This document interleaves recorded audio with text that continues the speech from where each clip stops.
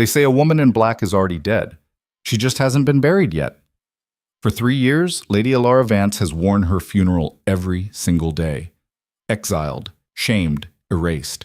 Standing in corners while the world that once adored her now whispers her name like a curse. But tonight, everything shatters. The most feared man in the empire, the war duke with ice in his veins and blood on his hands, walks straight past every jewel-draped noblewoman in the room, and he stops in front of her. One question, one dance, one choice that will ignite a war neither of them can walk away from. Will she survive being seen again, or will it destroy her for good? Stay until the end to find out what happens when two people the world tried to break decide to burn it all down instead. Drop a like and tell me what city you're watching from. The chandeliers of Ashford Hall blazed like fallen stars, casting golden light across silk gowns and diamond tiaras. Laughter echoed through the marble corridors, champagne flutes clinked in elegant toasts, and the orchestra played a waltz so beautiful it could make even the cruelest hearts momentarily forget their sins. Lady Elara Vance heard none of it. She stood in the corner, her corner, draped in black from throat to wrist to ankle, a shadow among the glittering crowd. 3 years. 1,095 days of standing exactly here, in this spot, while the Empire's elite danced and drank and pretended she didn't exist. Her gloved hands were folded at her waist. Her chin remained level. Not defiant. She'd learned that lesson in blood and tears, but not broken either. She'd mastered the art of being a ghost, present but not seen, breathing but not alive. "Still wearing widow's weeds, I see," a voice drifted past her, sharp and sweet as poisoned honey. "Though I suppose one must mourn something, even if it's only one's own reputation." Lady Cordelia Ashton swept by in emerald silk, her entourage of sycophants tittering behind her like trained birds. Elara's jaw tightened, but she didn't respond. Responding was forbidden. Speaking without permission was forbidden. Looking anyone directly in the eye was forbidden. The decree of social death had been quite specific about that. "I heard she tried to seduce Lord Pemberton's son," one of Cordelia's companions whispered, just loud enough to carry. "Can you imagine? A desperate attempt to claw her way back into society." "My dear, she didn't just try, she succeeded. The poor boy nearly married her before his father discovered what she really was. A fortune hunter, a liar, a whore." The words sliced through the air like thrown knives. Elara's breathing remained steady, her expression unchanged. She'd heard worse, she'd survived worse. The truth, of course, was far simpler and far more devastating. She'd done nothing at all. 3 years ago, Lady Elara Vance had been the diamond of the season, beautiful, wealthy, engaged to Viscount Edmund Hartley, a man she genuinely loved. Her future had been a golden path stretching endlessly forward, marriage, children, a life of comfort and respect. Then, one night, everything shattered. A letter, anonymous, detailed, explicit. It described an affair between Elara and a married duke, complete with dates, locations, and intimate details that made her stomach turn. The letter was a lie, every word of it. But lies wrapped in enough truth to feel real are the most dangerous weapons in existence. The married duke in question conveniently died in a riding accident 2 days later, unable to confirm or deny anything. Edmund, heartbroken and humiliated, broke their engagement in a very public scene that became the scandal of the decade. Elara's father, a minor baron with more debts than dignity, disowned her to save his own reputation. And the Council of Matrons, the 12 most powerful women in the empire, convened to deliver her sentence. Not exile, not imprisonment. Something far worse, social death. She would remain in society, but only as a warning. She would attend every major event, stand in designated corners, wear only black, and speak only when directly questioned by someone of higher rank. She would be stripped of her title, her inheritance, and her name would become synonymous with disgrace. A living ghost, a cautionary tale. For 3 years, Elara had endured. Tonight was supposed to be like every other night, endless, humiliating, survivable. Then the Duke of Draven walked into the ballroom, and the entire world held its breath. Cale Draven didn't enter rooms, he conquered them. 6 feet 4 inches of barely contained violence wrapped in an impeccably tailored black coat, His presence was a cold wind that made candles flicker and conversations die mid-sentence. His reputation preceded him like the shadow of an executioner's blade, the war duke, the conqueror of the northern rebellions, the man who'd put down 3 civil wars before his 30th birthday. He was also a widower, though few dared speak of it. His wife, the former Duchess Irina, had died 2 years ago under circumstances that remained deliberately vague. The official story was consumption. The whispered story involved a locked tower room, a fall, and questions no one was brave enough to ask. Kael had disappeared for 18 months after her death, retreating to his fortress on the northern border. When he returned, he was harder, colder, and utterly unapproachable. He attended social events only when politically necessary, spoke to virtually no one, and made it clear through every line of his body that he'd rather be anywhere else. Tonight, he stood at the entrance to the ballroom like a wolf surveying a flock of sheep, his pale gray eyes scanning the crowd with the flat efficiency of a man identifying threats. The orchestra faltered, conversation stuttered and died. Every woman in the room suddenly became intensely aware of her posture, her dress, her proximity to the Duke. Lady Cordelia, ever opportunistic, immediately began gliding toward him, her smile practiced and perfect. She made it 3 steps before Kael's gaze locked onto someone across the room. Elara felt it like a physical touch. His eyes found hers through the crowd, cutting through silk and jewels and social hierarchies like they didn't exist. For 3 years, people had looked through her, past her, around her. No one had looked at her. Kael Draven stared directly into her eyes, and the world stopped turning. She couldn't breathe, couldn't move, couldn't understand what was happening. Then he started walking. Not toward Lady Cordelia, who stood frozen with her hand outstretched in greeting. Not toward the Duchess of Pemberton, who'd been angling for an introduction for months. Not toward any of the dozen eligible, scandal-free noblewomen who would have killed for his attention. Toward her. Toward the woman in black, standing in her corner, wearing disgrace like a second skin. The crowd parted like water around a blade. Whispers erupted, shocked, confused, horrified. Elara's heart hammered against her ribs so hard she thought it might shatter. This couldn't be happening. This was a mistake. He'd realize any second, turn around, choose literally anyone else. But Kael didn't stop, didn't slow, didn't look away. He stopped directly in front of her, so close she could see the faint scar cutting through his left eyebrow, the absolute absence of warmth in his expression. For a long moment, neither of them spoke. Then Kael extended his hand, palm up, and spoke 4 words that would change everything. "Dance with me, now." It wasn't a request. It wasn't a polite invitation. It was a command. Elara stared at his hand like it was a coiled serpent. Every rule she'd learned, every survival instinct she'd honed, screamed at her to refuse. Dancing was forbidden. Touching was forbidden. Drawing attention was the worst possible thing she could do. Her voice came out as barely a whisper. "I'm not permitted." "I don't care what you're permitted." His voice was low, rough, utterly inflexible. "Put your hand in mine." Around them, the ballroom had gone silent. Every eye was locked on them. Lady Cordelia looked like she'd swallowed broken glass. The Duchess of Pemberton had actually clutched her pearls. This was insane. This was social suicide, for both of them. Elara's hand moved before her mind could stop it. The moment her gloved fingers touched his palm, Kael's hand closed around hers with the finality of a prison door slamming shut. He pulled her onto the dance floor with a force that was just short of dragging, and the orchestra, God's bless them, started playing again, probably out of pure panic. Kael's other hand settled at her waist, proper and scandalous all at once. This close, she could smell leather and steel, and something darker underneath, smoke, maybe, or blood that never quite washed away. "You're making a mistake," Elara whispered as they began to move. Her body remembered how to waltz even if her mind was screaming. "They'll destroy you for this."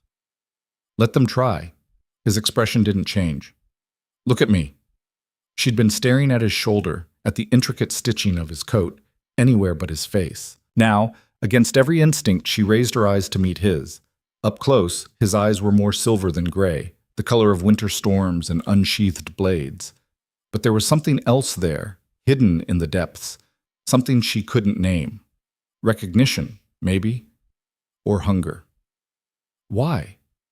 The question escaped before she could stop it. Why me? Because 3 years ago, I watched them destroy you for a crime you didn't commit. His voice was so quiet, only she could hear it, but every word landed like a hammer blow. Because I've spent those 3 years watching you survive what would have broken anyone else. Because tonight, when you thought no one could see you, I saw you straighten your spine and refuse to disappear. Elara's breath caught. You don't know me. I know enough. They spun past Lady Cordelia, and Kael's hand tightened fractionally at Elara's waist. I know what it looks like when someone decides to endure instead of surrender. I know what it costs. This is madness, she said, but her voice wavered. Tomorrow, they'll say I seduced you. They'll say I'm using you to claw my way back into... Tomorrow, Kael interrupted, they'll say whatever serves their narrative. They always do. The question is, what will you say? The waltz swirled them past the edges of the ballroom, past the shocked faces and whispered scandals, past the life Elara had been sentenced to live. For 3 years, she'd been invisible, untouchable, already buried. Now, in the arms of the most dangerous man in the Empire, she felt something she'd almost forgotten how to name: alive. The music swelled toward its crescendo. Kael leaned closer, his mouth near her ear, and spoke words that would seal both their fates. Meet me in the rose garden at midnight. Come alone. If you want your life back, if you want revenge against the people who took everything from you, I can give you both. But you have to choose it. You have to walk out that door and choose to fight. Then the music ended. Kael released her, stepped back, and executed a perfect formal bow. Elara, operating on pure instinct, sank into a curtsy that her body remembered even if her mind was chaos. When she looked up, Kael was already walking away, cutting back through the crowd toward the exit. He didn't look back, didn't acknowledge the stunned silence or the erupting whispers. He'd delivered his message. The rest was up to her. Elara stood alone in the center of the dance floor, every eye in the ballroom locked on her, her heart racing so fast she could taste copper. Then Lady Cordelia's voice cut through the chaos, sweet and poisonous. Well, that was unexpected. She smiled, but her eyes were serpent cold. Tell me, Elara dear, how much did you pay him? Or did you offer something more personal to secure such an embarrassing display of false chivalry? The tittering laughter that followed was like acid. Elara's hands clenched into fists inside her gloves. For 3 years, she'd stood silent. For 3 years, she'd endured. Not tonight. She lifted her chin, looked Lady Cordelia directly in the eye, a violation of every rule she'd lived by, and spoke clearly enough for the entire ballroom to hear. I didn't pay him anything. I didn't need to. Perhaps that's a concept you find difficult to grasp. The silence that followed was absolute. Lady Cordelia's face went white, then red, then a mottled purple that would have been comical if it wasn't so terrifying. How dare you! Return to your corner, Miss Vance. The Duchess of Pemberton's voice cracked across the room like a whip. She was the head of the Council of Matrons, and her word was law. You've caused enough disruption for one evening. Elara turned to face the Duchess. The old woman's eyes were chips of flint, her mouth a thin line of disapproval. 3 years ago, Elara would have obeyed instantly. Tonight, with Kael's words still burning in her ears, she held the Duchess's gaze for one long, defiant second before turning and walking, not scurrying, not fleeing, but walking with her head high, back to her corner. The whispers exploded behind her like cannon fire. Did you see? The audacity. The Duke has lost his mind. She's seduced another one. Elara reached her corner and resumed her position, hands folded, spine straight. But everything had changed. The invisible chains that had bound her for 3 years had just been tested, and she'd felt them give. The rest of the ball was a blur. Elara stood in her corner while the world spun around her, while scandalized matrons clutched their fans and eligible daughters wept into their champagne. She stood while servants whispered and musicians played and the night wore on with agonizing slowness. And she thought about midnight, about the rose garden, about a choice she'd been offered but hadn't yet made. When the clock struck 11, Lady Cordelia appeared at her elbow like a cobra. You think you're very clever, don't you? Her voice was barely above a whisper, meant only for Elara's ears. You think one dance with the War Duke will erase what you are? What everyone knows you are? Elara didn't respond. Responding was forbidden. I destroyed you once, Elara. It took me weeks to craft that letter, to gather those details, to make it so perfect that no one, not even your precious Edmund, could doubt it. Cordelia's smile was a razor blade. And I'll destroy you again if you forget your place. The confession hung in the air between them, casual as commenting on the weather. Elara's entire body went cold, then hot, then numb. You? It was you. Of course it was me. Cordelia examined her nails, bored. Edmund was supposed to marry me. His father had practically promised. Then you arrived with your pretty face and your innocent act, and suddenly I didn't matter anymore. So I made sure you didn't matter either. Fair's fair. 3 years, 1,095 days of suffering, of shame, of enduring hell for a crime she didn't commit. And here was the architect, confessing with the casualness of someone discussing the weather. You ruined my life, Elara whispered. You destroyed everything. I did you a favor. Cordelia leaned closer. You were weak, soft. You would have made a terrible viscountess. Now at least you know your place. And if you have any survival instinct at all, you'll remember it. The War Duke's interest is a passing fancy. When it fades, and it will fade, you'll still be here, still wearing black, still mine to destroy. She swept away before Elara could respond, disappearing into the crowd with a laugh like breaking glass. Elara stood frozen, her mind a whirlwind of rage and revelation. Cordelia. It had always been Cordelia. The clock struck 11:15. Elara looked down at her black gloves, at the hands that had been forbidden to touch anything beautiful for 3 years. She thought about Kael's offer, about revenge, about choosing to fight instead of endure, about the rose garden at midnight. Then she made her decision. At 11:45, Elara slipped through a side entrance and into the gardens. The night air was cool against her skin, carrying the scent of roses and summer rain. The moon hung fat and silver in the sky, casting everything in shades of gray and shadow. She found the rose garden easily, a circular space enclosed by tall hedges, with a marble fountain at its center and stone benches arranged in a perfect ring. Roses climbed every vertical surface, their blooms closed against the night. The garden was empty. Elara's heart sank. She'd risked everything to come here, and he wasn't. You came! She spun around. Kael stood in the entrance to the garden, materialized from shadow, like he'd been carved from the night itself. He'd removed his formal coat, and his white shirt gleamed in the moonlight, making him look both more human and somehow more dangerous.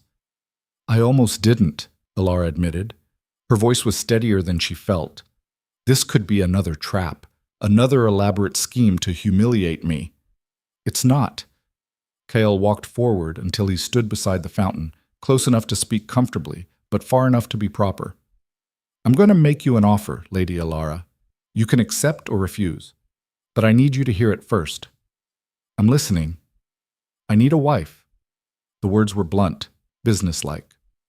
Not for love, not for children, for politics.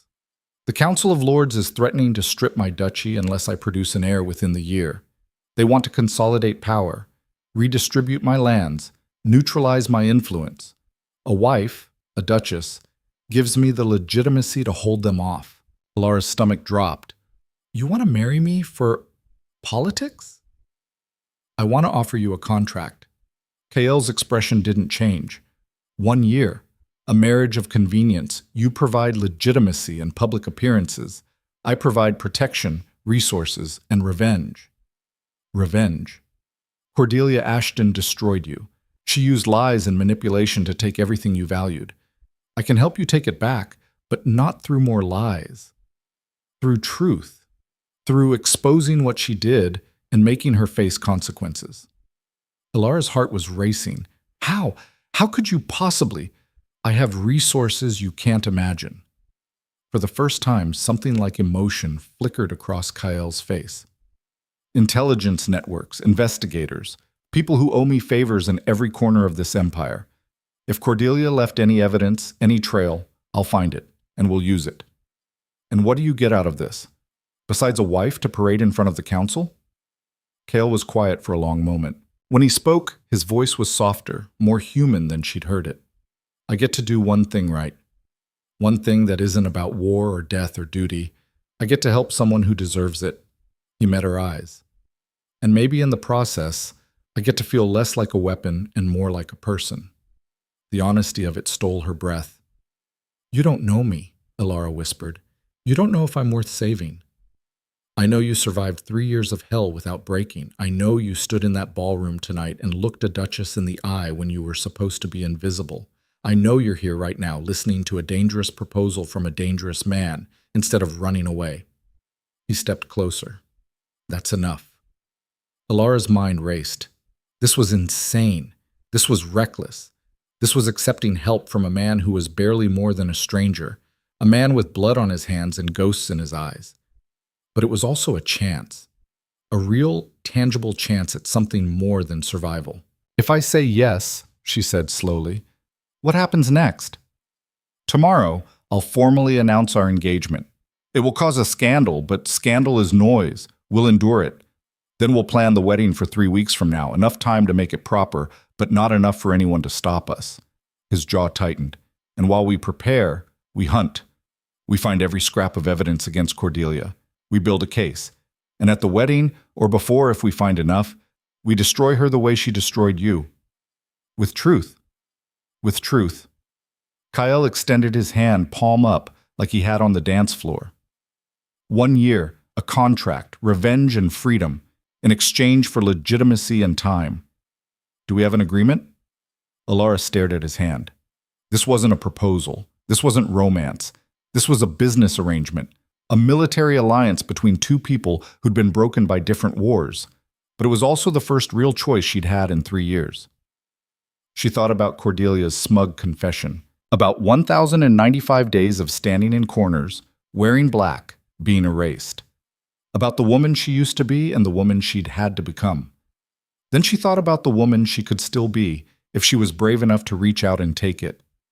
Elara placed her hand in Kael's. His fingers closed around hers, warm and calloused and absolutely certain. Agreement, she whispered. Something that might have been a smile ghosted across Kael's face. Then we begin tomorrow. Be ready, Elara. The real war starts now. He released her hand and stepped back, already turning toward the garden exit. Kael, Elara called softly. He paused, looking back. Why did you really choose me? The truth this time. For a long moment, he just looked at her. Then he spoke, and his voice carried 3 years of recognition and respect. Because when everyone else in that ballroom was performing their life, you were surviving yours. And survival, he said quietly, is the bravest thing I've ever seen. Then he was gone, swallowed by shadow and roses, leaving Elara standing alone in the moonlit garden with her decision made and her future rewritten. She looked down at her black gloves, at her funeral dress, at 3 years of imposed death. Tomorrow, everything would change. Tomorrow, she would stop being a ghost and become a weapon. Tomorrow, the woman in black would finally start fighting back. The news hit the city like a lightning strike at dawn. By the time Elara woke in her sparse boarding house room, the only lodging she could afford on the pittance her father's estate provided, the scandal had already spread through every salon, every breakfast table, every servant's corridor in the capital. Newsboys shouted it from street corners. Society matrons clutched their morning correspondence with trembling hands.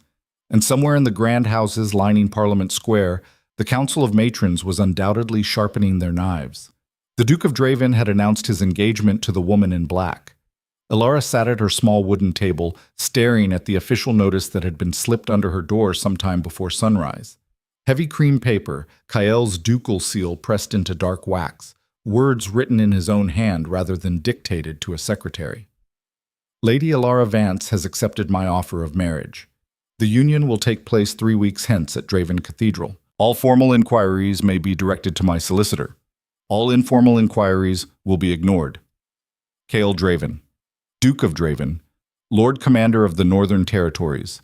No poetry, no romance, Just facts delivered with military precision. Elara's hand shook as she reread it for the fifth time. Last night in the rose garden felt like a fever dream, something she'd imagined in desperation. But the notice was real. The seal was real. The knock at her door was real.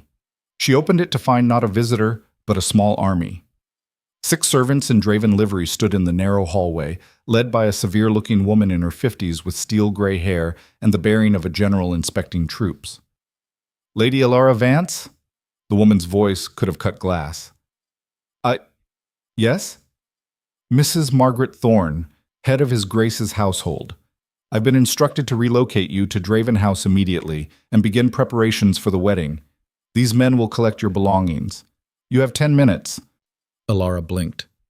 10 minutes? I can't just... His Grace was quite clear. You're no longer to reside in quarters beneath your station. Mrs. Thorne's expression didn't soften, but something that might have been approval flickered in her eyes. The Duke protects what belongs to him. As of this morning, Lady Vance, you belong to House Draven. That means proper lodging, proper clothing, and proper security. Security? His Grace has enemies. Now, so do you. Mrs. Thorne gestured to the servants. 10 minutes, my lady. I suggest you use them wisely. Elara had almost nothing to pack. 3 dresses, all black, a few books. Her mother's locket, the only thing her father hadn't sold to cover his debts. The servants had her belongings wrapped and loaded into a carriage before she'd fully processed what was happening. The ride to Draven House passed in a blur of cobblestone streets and staring faces. Word had spread impossibly fast. People actually stopped in the street to point at the carriage bearing the Duke's crest. Elara caught fragments of shouted conversations through the window. Lost his damn mind. That woman, can you believe? Disgrace to the duchy? Mrs. Thorne, seated across from her, seemed unbothered by the spectacle. You'll need to develop a thicker skin, my lady. The next 3 weeks will be considerably worse than this. How much worse? Elara asked quietly. The Council of Matrons convened an emergency session an hour ago. Lady Cordelia Ashton has reportedly taken to her bed with nervous distress. The Duchess of Pemberton is said to be drafting a formal protest to the Crown, and there are already 3 anonymous letters threatening His Grace with various forms of ruin if he proceeds with this marriage. Mrs. Thorne's expression remained neutral. So, yes, considerably worse. Draven House rose before them like a fortress pretending to be a residence. 4 stories of gray stone, narrow windows, high walls. It looked less like a home and more like a place where battles were planned and enemies were buried. Inside, the decor matched its master, austere, functional, utterly devoid of warmth. Dark wood, darker paintings, minimal furniture, every surface polished to a cold shine. Your chambers are on the 3rd floor, East Wing, Mrs. Thorne informed her as they climbed a marble staircase.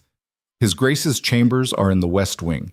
You'll share common areas for appearances but maintain separate private quarters. The marriage is a contract, not a love match.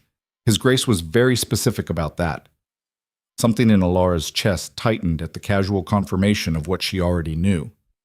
This wasn't a rescue. This wasn't romance. This was a transaction, and she'd better remember it.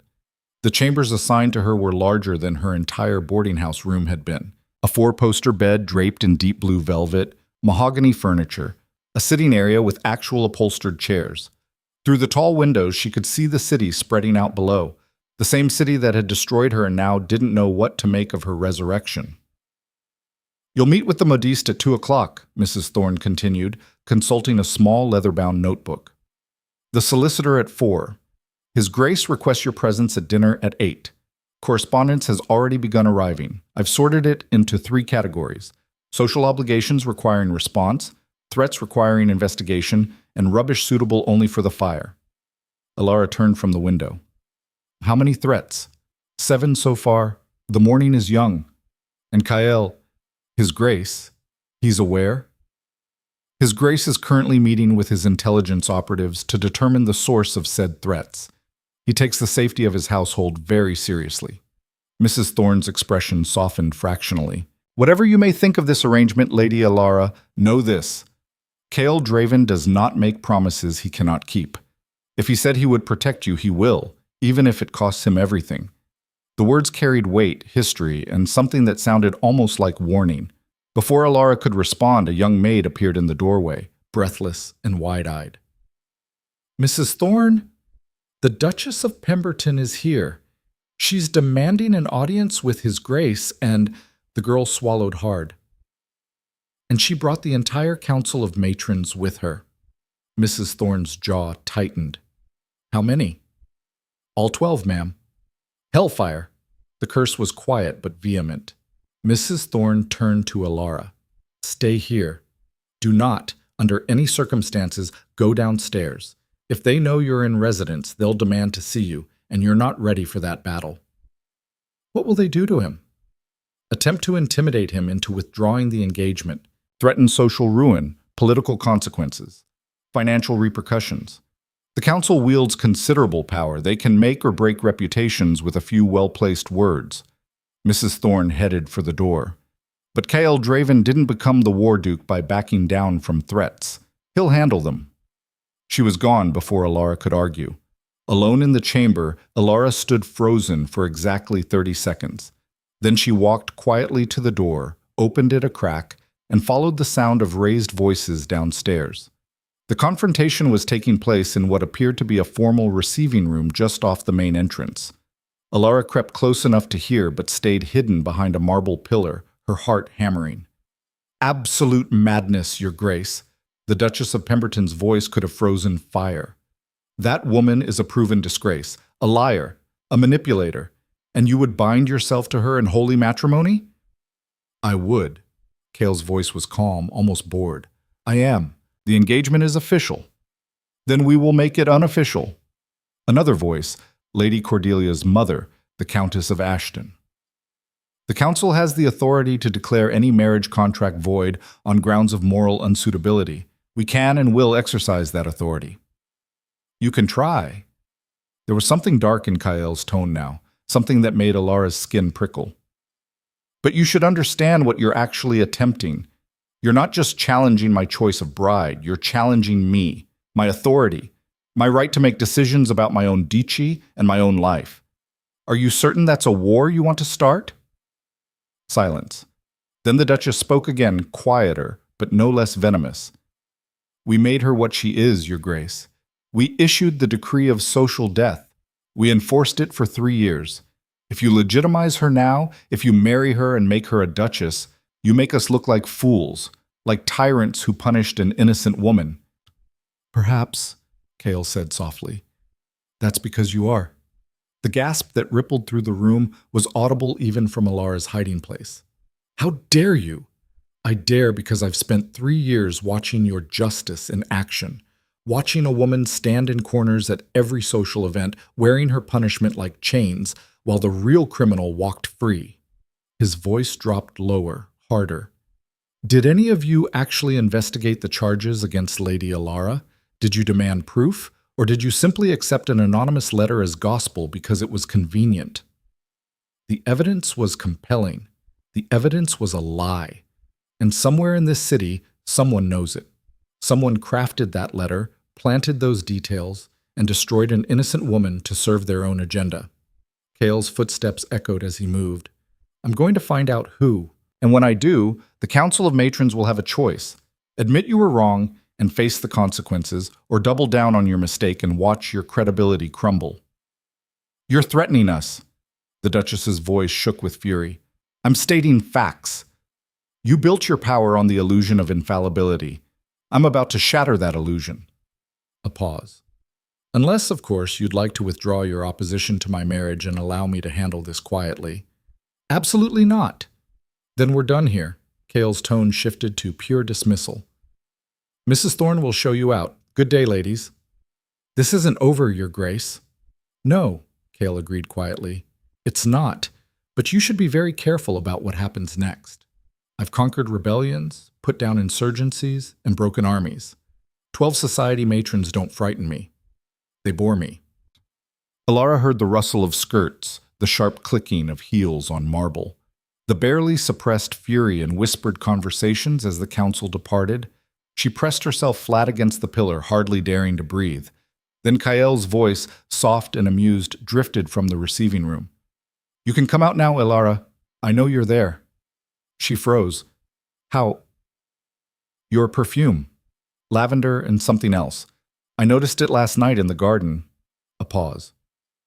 "Also, Mrs. Thorne is terrible at subtlety. When she told you to stay upstairs, I knew immediately you'd disobey."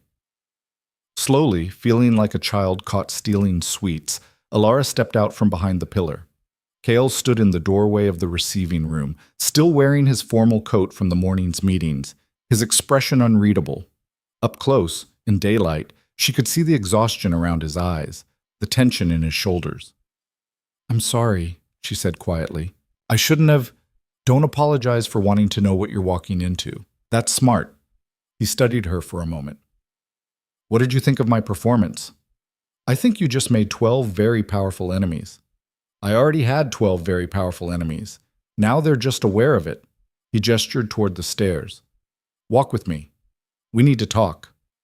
They climbed to the third floor in silence, past portraits of stern-faced Draven ancestors and windows that looked out over the city. Kael led her not to the formal sitting rooms, but to what appeared to be a private study, smaller, warmer, with actually comfortable furniture and books lining every wall. He poured 2 glasses of brandy without asking if she wanted one, handed her one, and downed his own in a single swallow. "The council will escalate," he said flatly. "They'll spread rumors, manufacture scandals, call in political favors. Within the week, there will be formal challenges to my duchy, questions about my military fitness, whispers about my late wife's death. They'll try to bury us both." Elara sipped her brandy, feeling it burn down her throat. "Then why provoke them? Why not negotiate, compromise, appease them?" Kael's smile was sharp as broken glass. "Because that's how they win.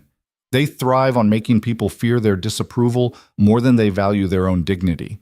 The moment I show weakness, the moment I suggest you're anything less than worthy of becoming my duchess, they'll tear us apart. So instead, you declared war. I stated the truth that they punished you without proof, that someone lied and they were too arrogant to question it, that their precious infallibility is a fiction." He set down his glass. "The truth is a weapon, Elara, and we're going to use it." "How?"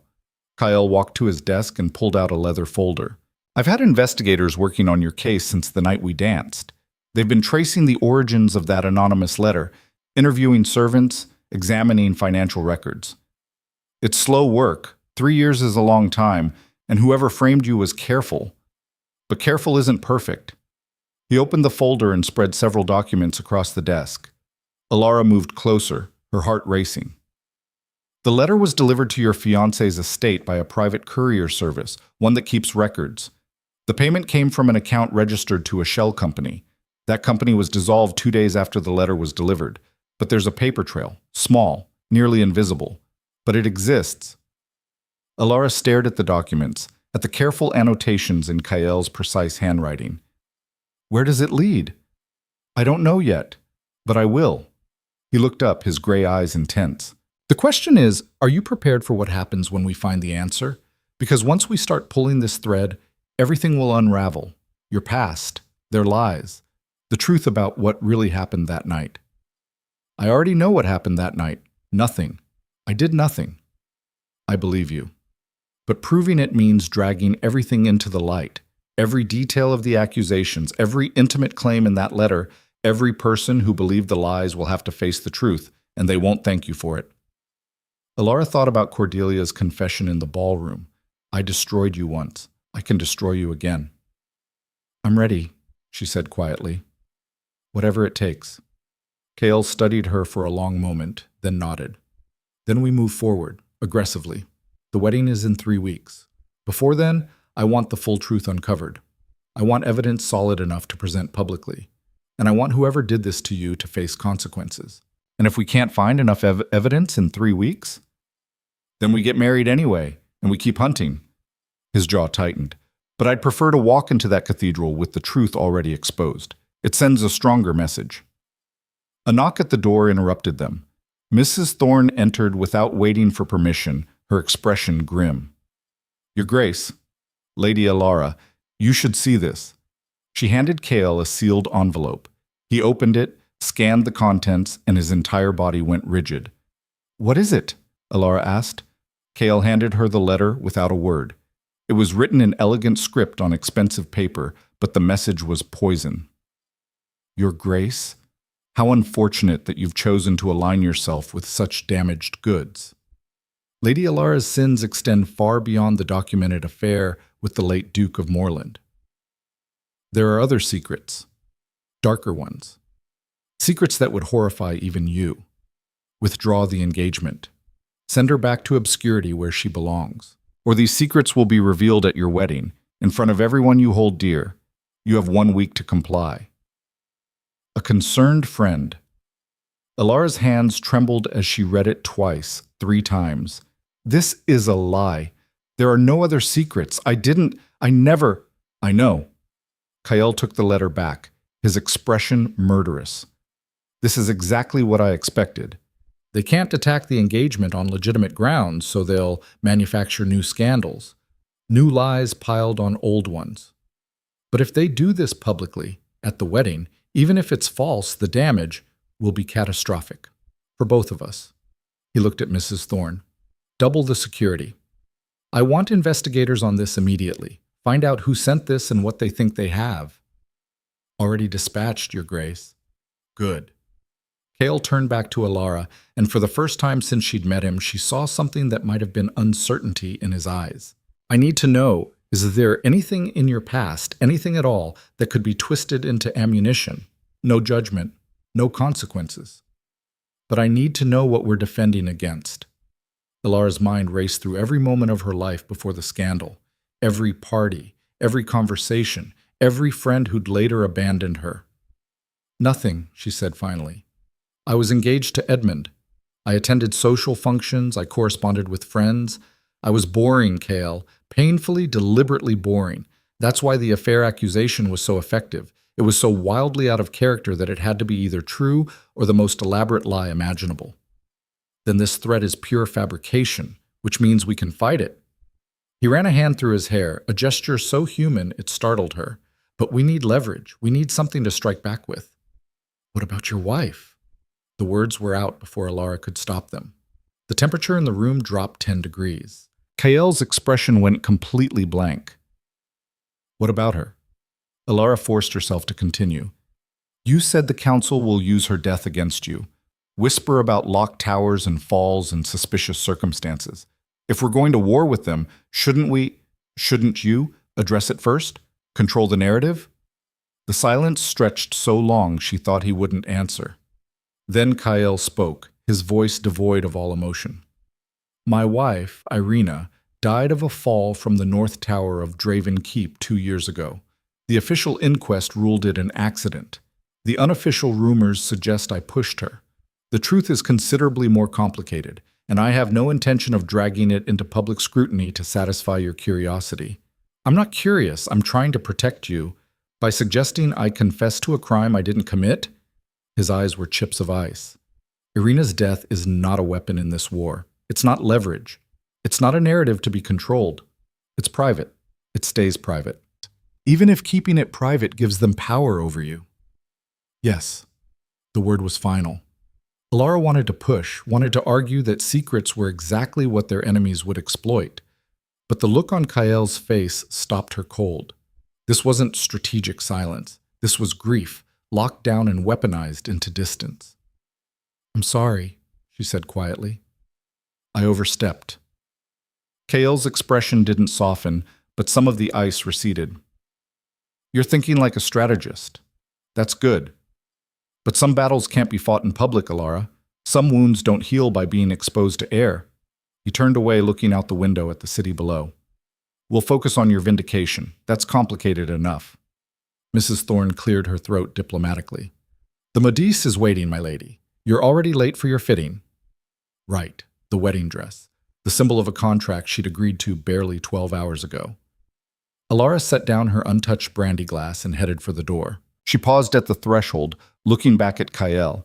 He stood silhouetted against the window, a man-shaped absence surrounded by light, and she realized she'd just glimpsed exactly what he'd warned her about in the rose garden.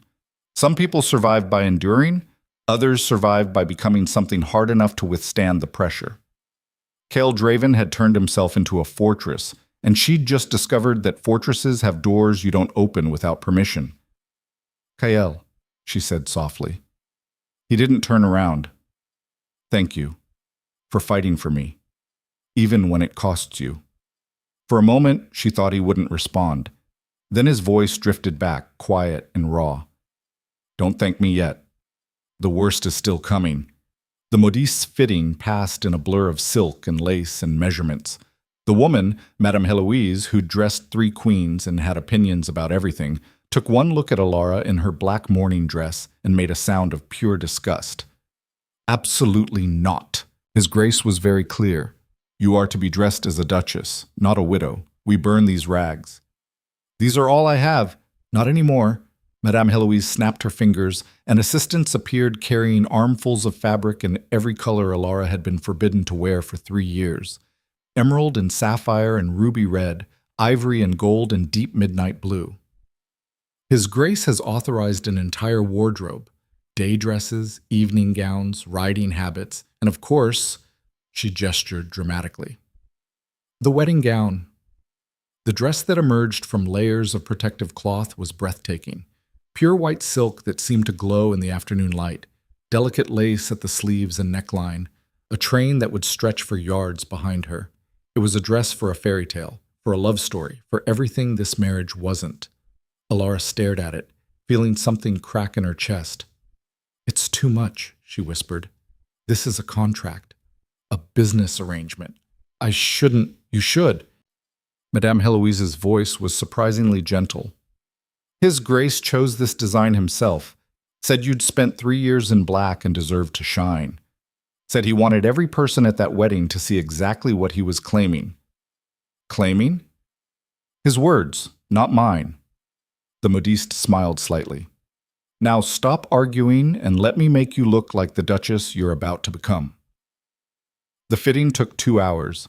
By the end, Elara had been pinned and measured and dressed and undressed so many times she felt like a doll.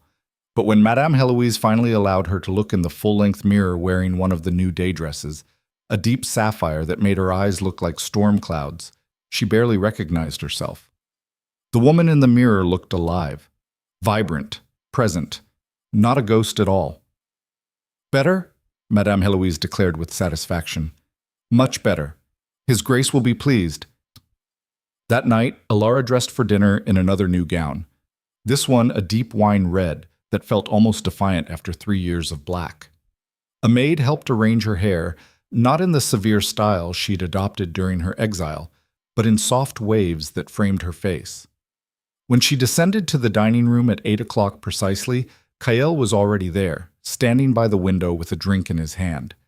He turned as she entered, and something flickered across his expression too quickly to name. You look... He stopped, started again.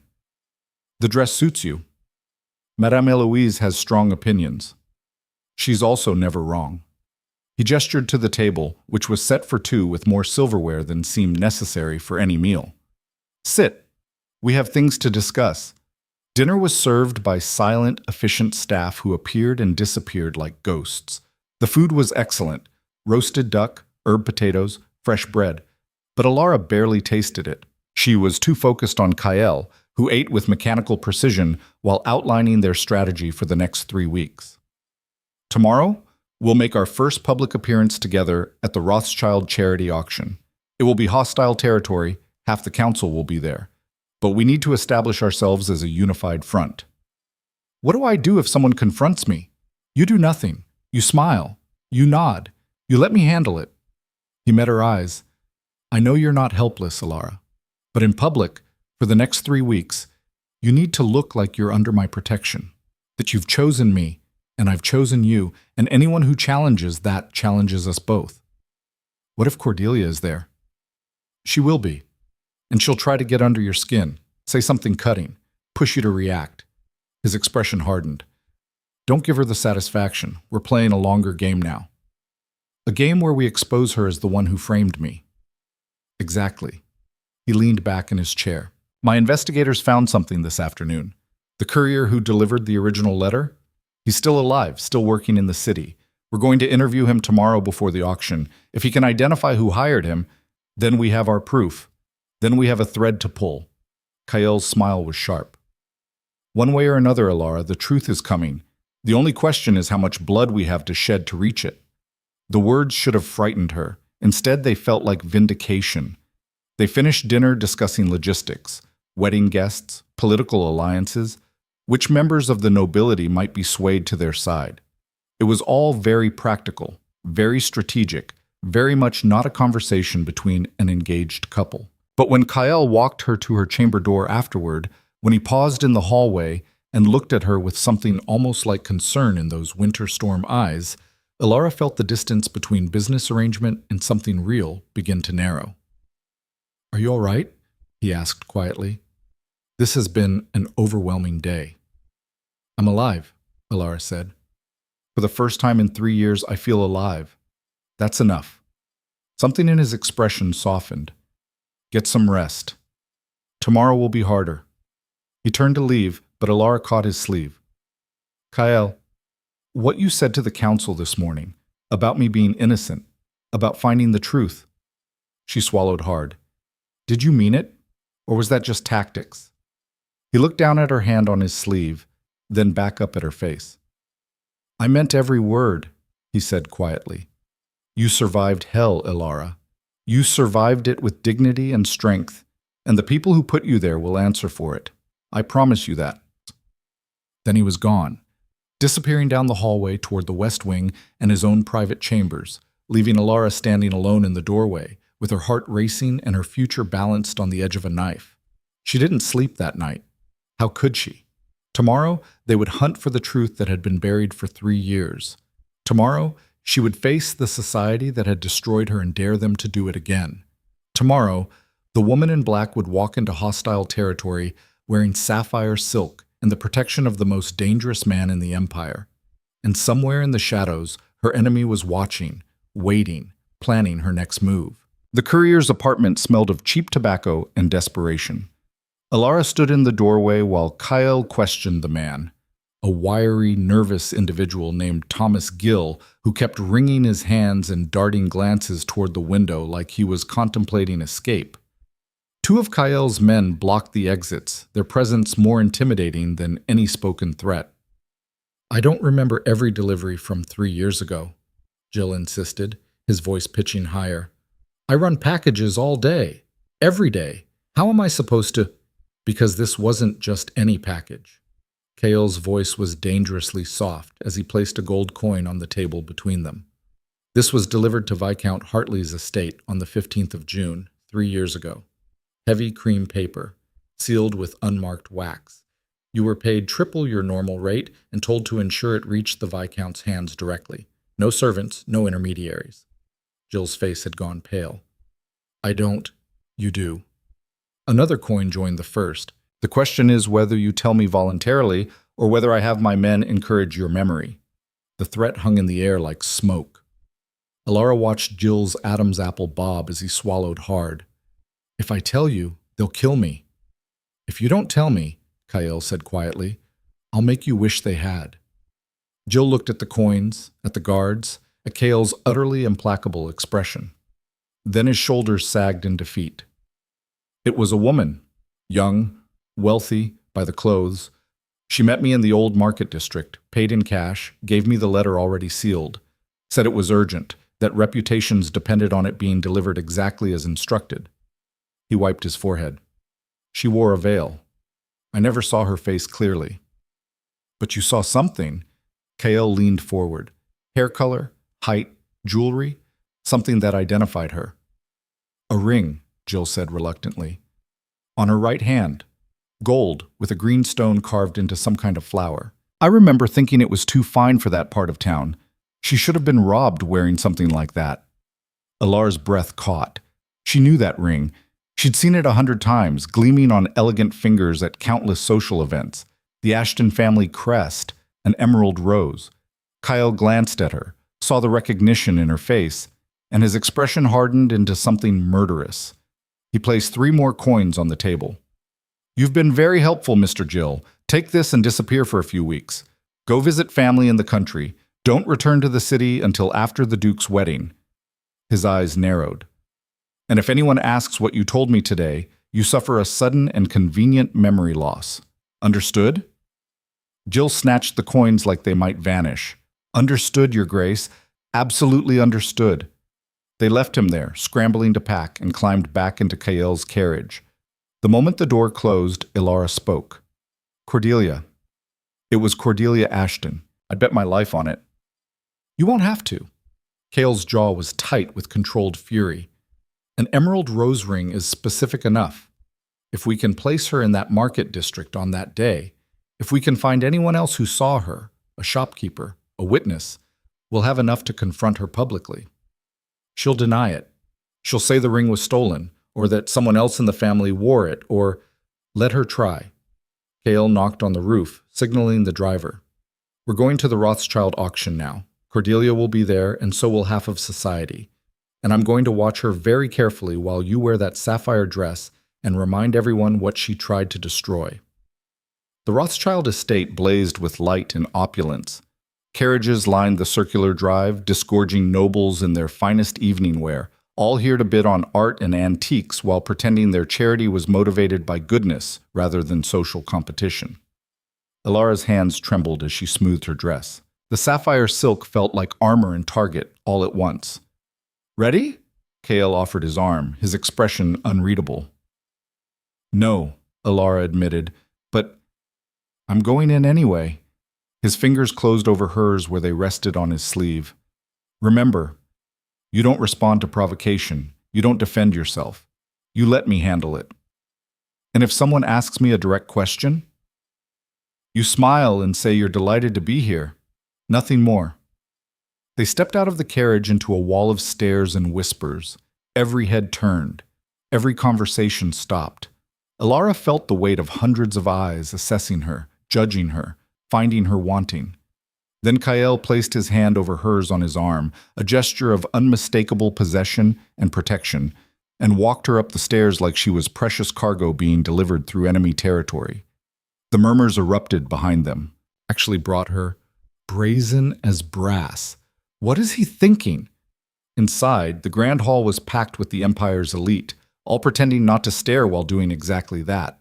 Elara recognized faces from 3 years of standing in corners, people who'd cut her dead, who'd spread rumors, who'd enjoyed watching her fall. Now they didn't know what to make of her resurrection. Your Grace! Lord Pemberton materialized from the crowd, his smile not reaching his eyes. What a surprise to see you here, and with your fiancé. How unexpected. Not unexpected at all, Kael said coolly. We're engaged. This is what engaged couples do. Of course, of course. Pemberton's gaze slid to Elara, dismissive and cruel. Miss Vance, still clinging to relevance, I see. Elara's jaw tightened, but she kept her expression neutral. Kael's hand squeezed hers in warning. Lady Elara, Kael corrected, his voice dropping to sub-zero temperatures, is under my protection, which means insults directed at her are insults directed at me. I trust you understand the implications of that, Pemberton. The Lord's smile faltered. No offense intended, Your Grace. Merely surprised at your choice. My choices are none of your concern. Your donations to tonight's charity, however, are. I trust you'll be generous. The orphanage needs new roofing. Kael steered Elara away before Pemberton could respond. They moved through the crowd like that, brief, hostile encounters that Kael deflected with ruthless efficiency while Elara remained silent, smiling, playing the part of the properly protected fiancé. It was exhausting, humiliating, necessary. Then Cordelia appeared. She wore emerald silk that matched her eyes, her blonde hair arranged in perfect curls, her expression a masterpiece of calculated concern. The emerald rose ring glittered on her right hand. Kael, Elara. Her voice dripped false sweetness. What a brave appearance you're making. After that dreadful threatening letter, I'm amazed you're still proceeding with this arrangement.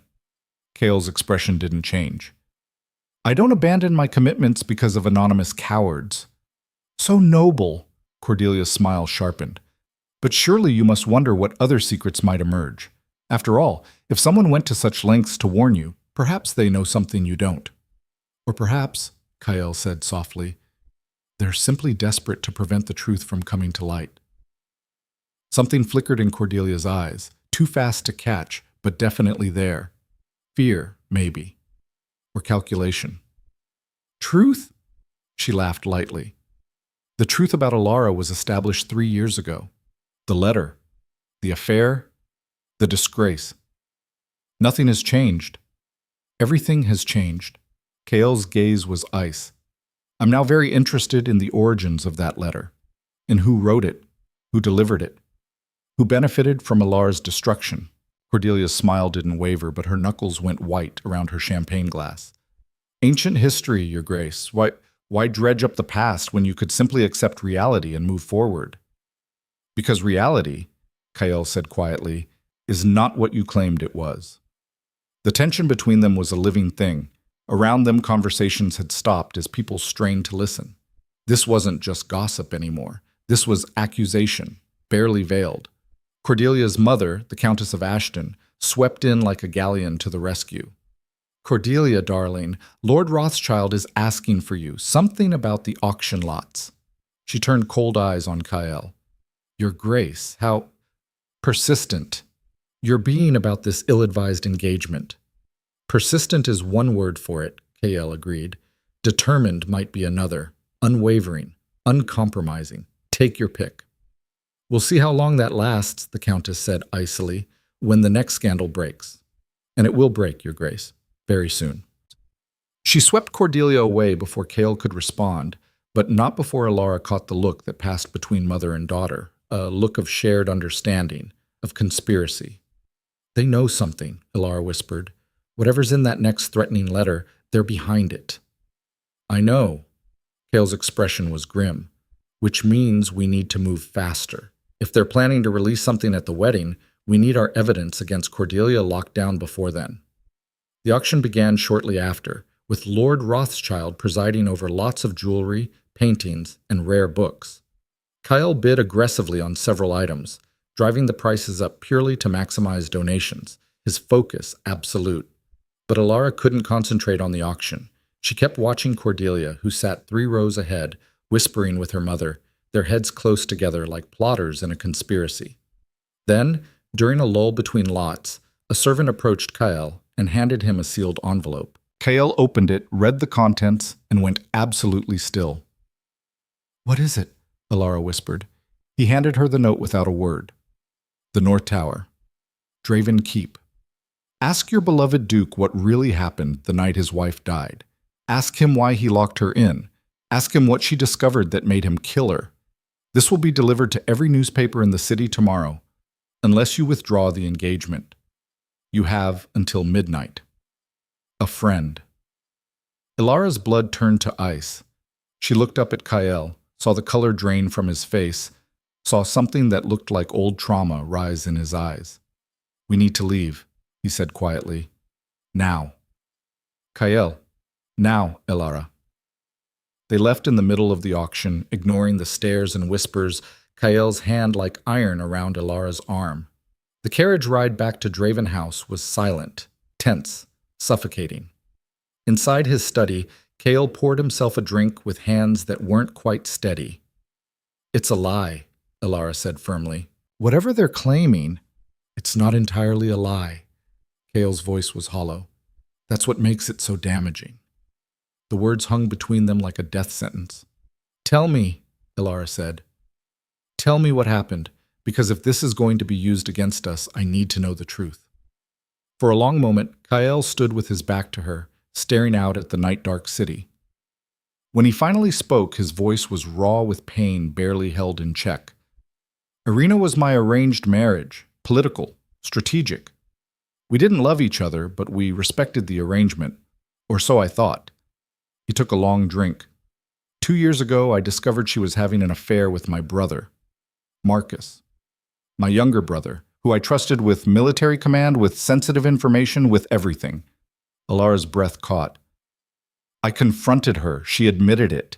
said she'd fallen in love with him, that she wanted a divorce, that she was pregnant and wasn't sure if the child was mine or his. Cale's hand tightened on his glass. I was furious, betrayed, but I would never have hurt her. What happened in the tower? She locked herself in, said she needed time to think, to decide what to do. I let her. I thought space would help. But that night, there was a storm. Lightning, high winds, and Irina, his voice broke. She fell from the tower window. Whether she jumped or slipped or I'll never know. But she died, and the baby died, and I couldn't save either of them. Where was your brother? Marcus disappeared the night she died. Vanished. I haven't seen him since. Kael turned to face her, and his eyes were haunted. The official story is that Irina died of consumption. The inquest was persuaded to overlook inconsistencies, but the rumors never stopped, that I locked her in, that I pushed her, that I murdered my own wife. But you didn't. No, but I failed to protect her, failed to see how desperate she was, failed to... He stopped, shoulders sagging. It doesn't matter. If this is released publicly, if they spin it as murder, my reputation will be destroyed. The council will have grounds to strip my duchy, and you'll be engaged to a man accused of killing his first wife. Elara crossed the room and took the glass from his hand. Then we tell the truth first. We control the narrative. We expose what really happened before they can twist it. That's insane. It's survival. She held his gaze. You told me the truth is a weapon. So let's use it. At our wedding, in front of everyone. We expose Cordelia's conspiracy against me, and you tell the truth about Irina, all of it. The affair, the pregnancy, Marcus's disappearance, everything. That will destroy me. Or it will free you. Elara's voice was fierce. You've been carrying this for 2 years, letting them hold it over your head like a blade. If you bring it into the light yourself, if you own it and explain it, they lose their power. Cale stared at her like she'd suggested they burn down the city. You're asking me to confess to scandal that could end my career. I'm asking you to stop letting your enemies control your life with secrets and shame. She stepped closer. You fought for me, Cale. You stood up to the council. You declared war on them for what they did to me. Let me fight for you. Let us fight together. For a long moment, silence filled the study. Then Kael spoke, his voice barely above a whisper. If we do this, if we expose everything, there's no going back. We'll both be ruined, or we'll both be vindicated.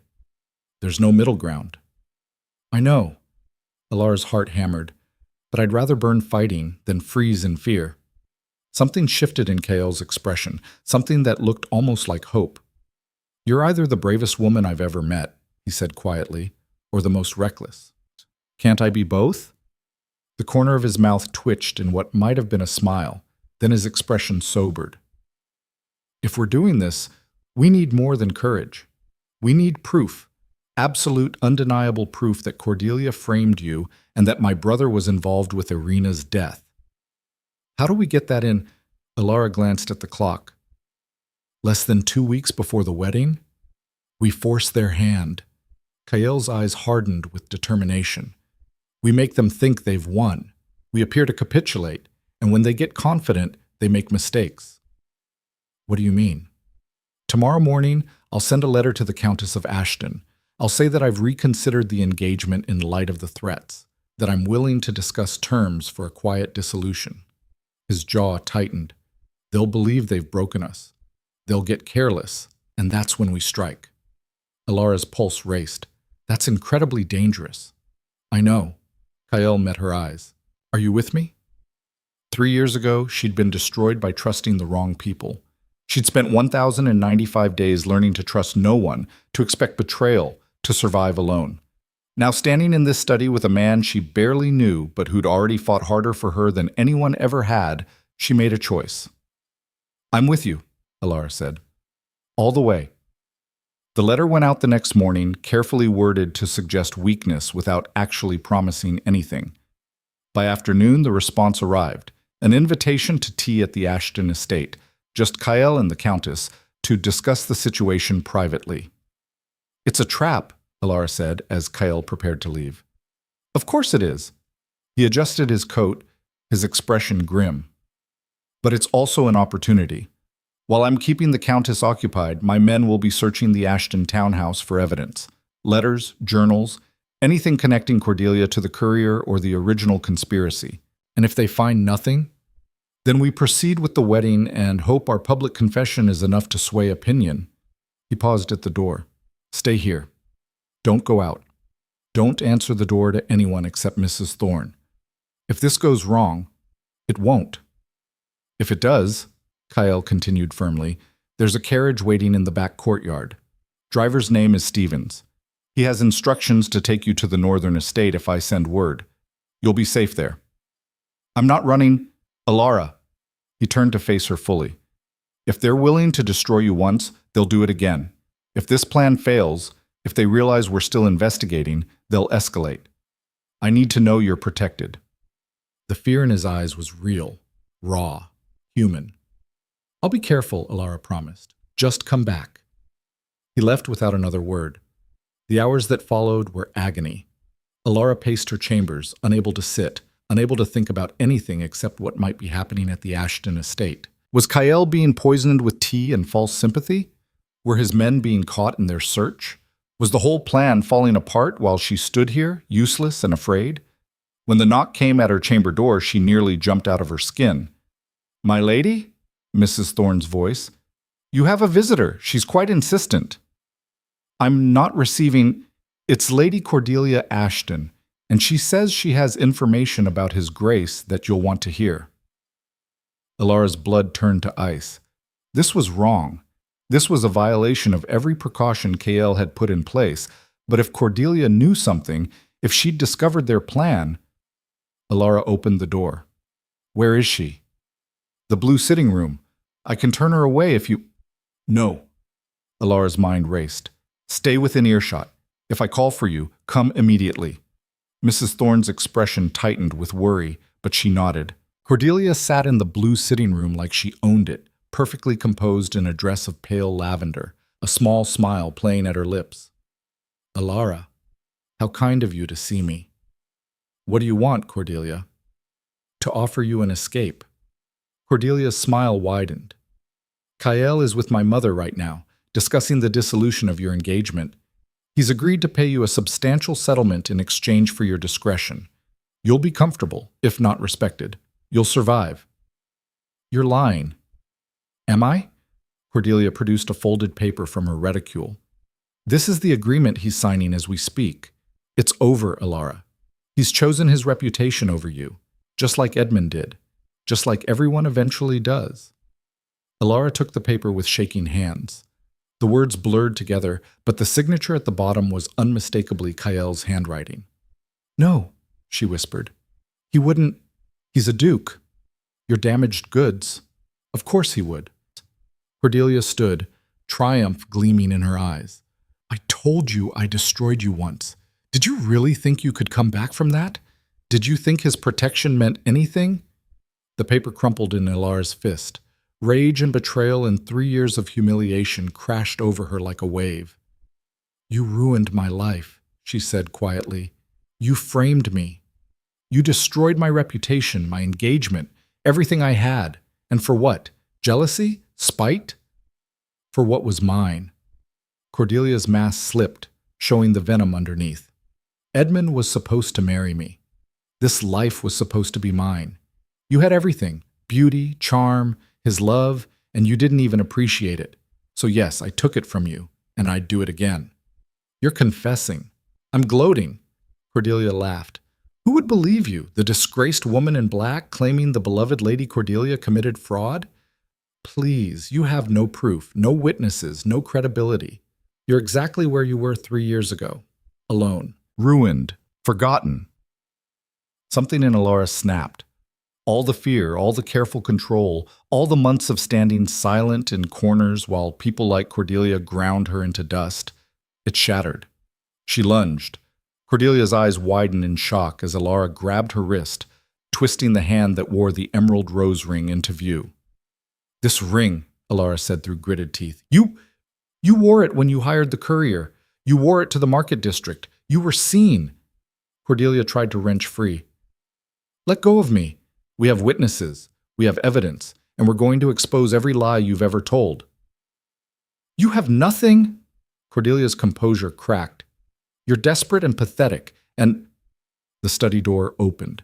Kyle stood in the doorway, very much not at the Ashton estate, his expression colder than Elara had ever seen it, and behind him stood two of his investigators, one holding a leather journal, the other a stack of letters.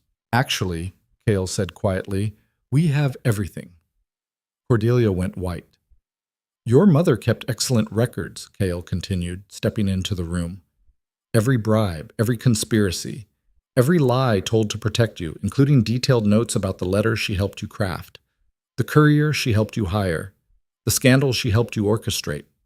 He nodded to the investigator with the journal. 3 years of evidence, all in her own handwriting. That's private property. You had no right. I had every right. Kael's voice was ice. You threatened my household. You attempted to blackmail me. You came to my home to torment my fiancé. That gives me all the rights I need. Cordelia's gaze darted between Kael and Elara, calculation and panic warring in her expression. You can't prove any of this would hold up in...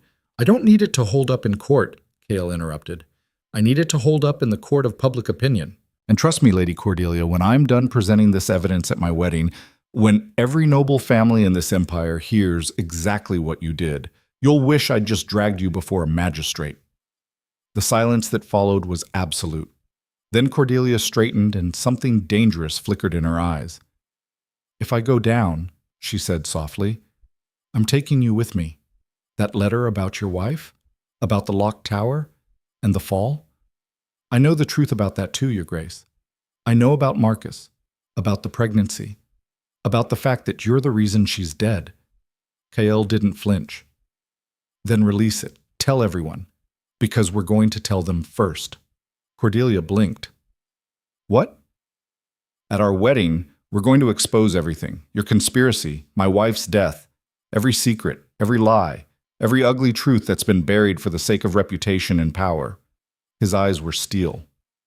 We're going to burn it all down, Lady Cordelia. The only question is whether you want to be buried in the ashes or step aside. For the first time, Cordelia looked genuinely afraid. You're insane, she whispered. We're free, Elara corrected. There's a difference. Cordelia looked between them, seemed to realize she'd lost and made a desperate choice. She ran, not gracefully, not strategically. She simply bolted for the door, shoving past the investigators, her footsteps echoing in the hallway.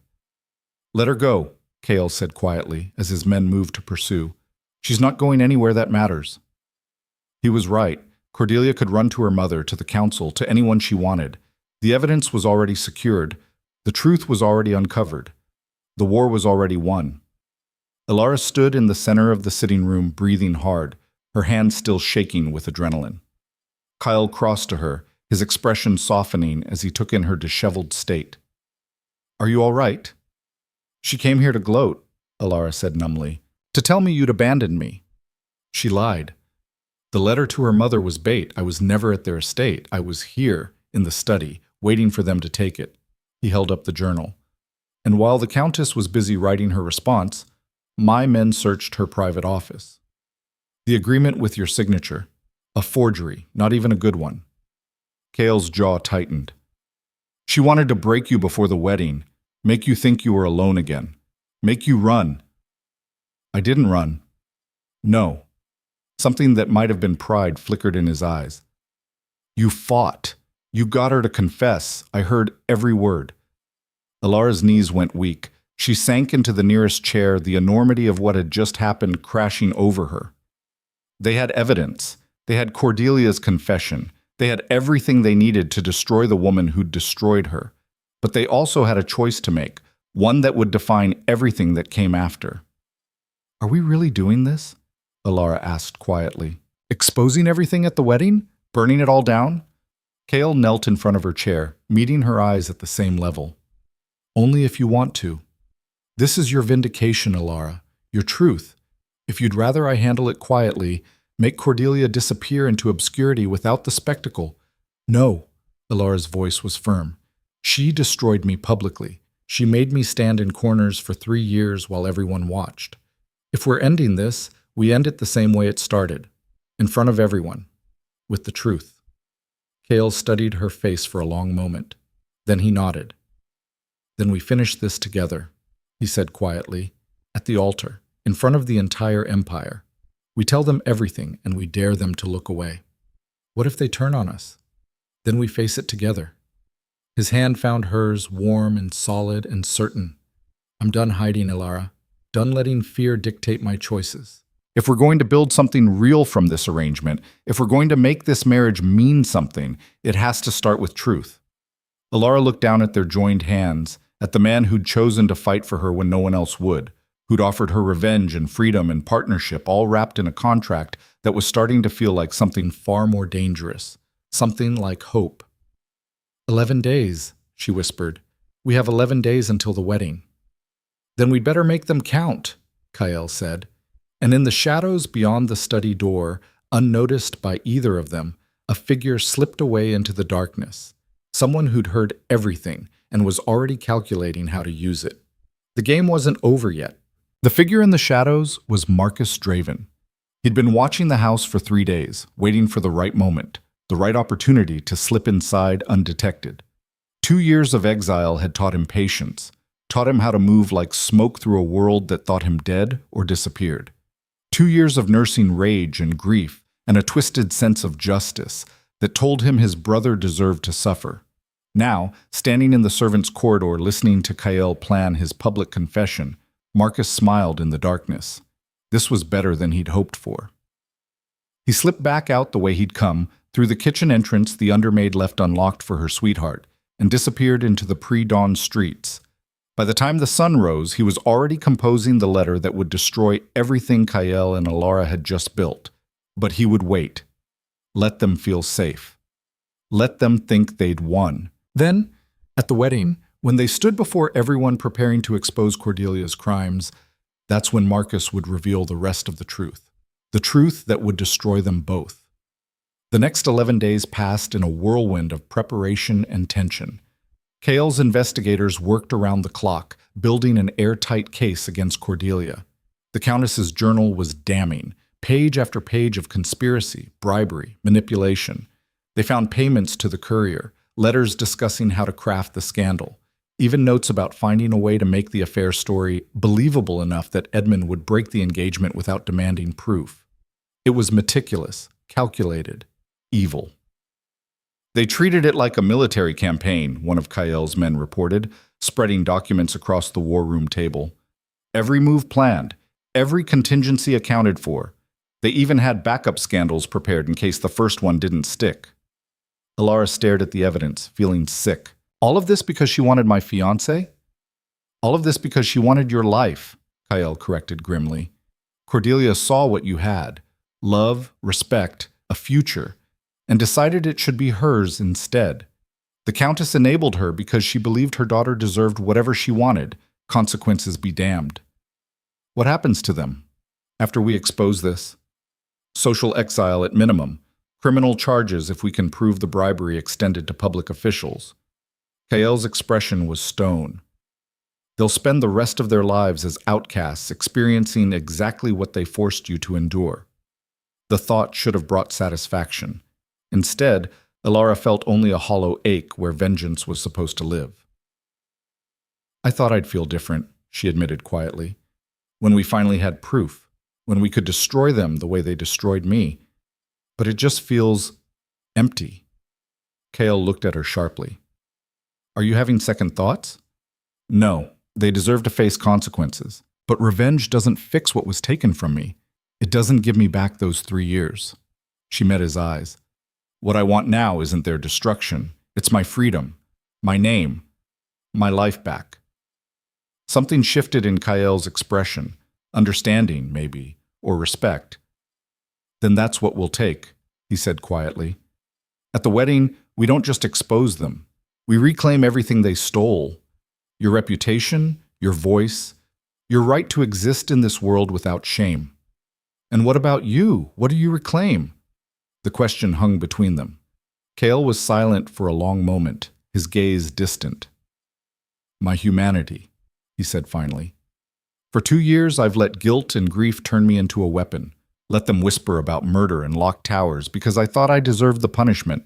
But Irina's death wasn't my fault, and I'm done carrying it like a crime.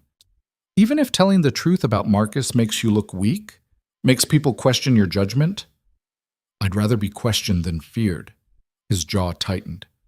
I'd rather be human than a monster. The vulnerability in those words made Elara's chest ache. She reached across the table and covered his hand with hers. Then we do this together, she said. We stand up there, tell the truth, all of it, and let them make their choice. Believe us or don't. Accept us or don't. But we stop hiding. Kale's fingers closed around hers, and for the first time since she'd met him, his smile reached his eyes. Together, he agreed. The wedding preparations continued with ruthless efficiency. Mrs. Thorne managed everything from flowers to seating arrangements with the precision of a general planning a siege. The cathedral was booked, the invitations sent.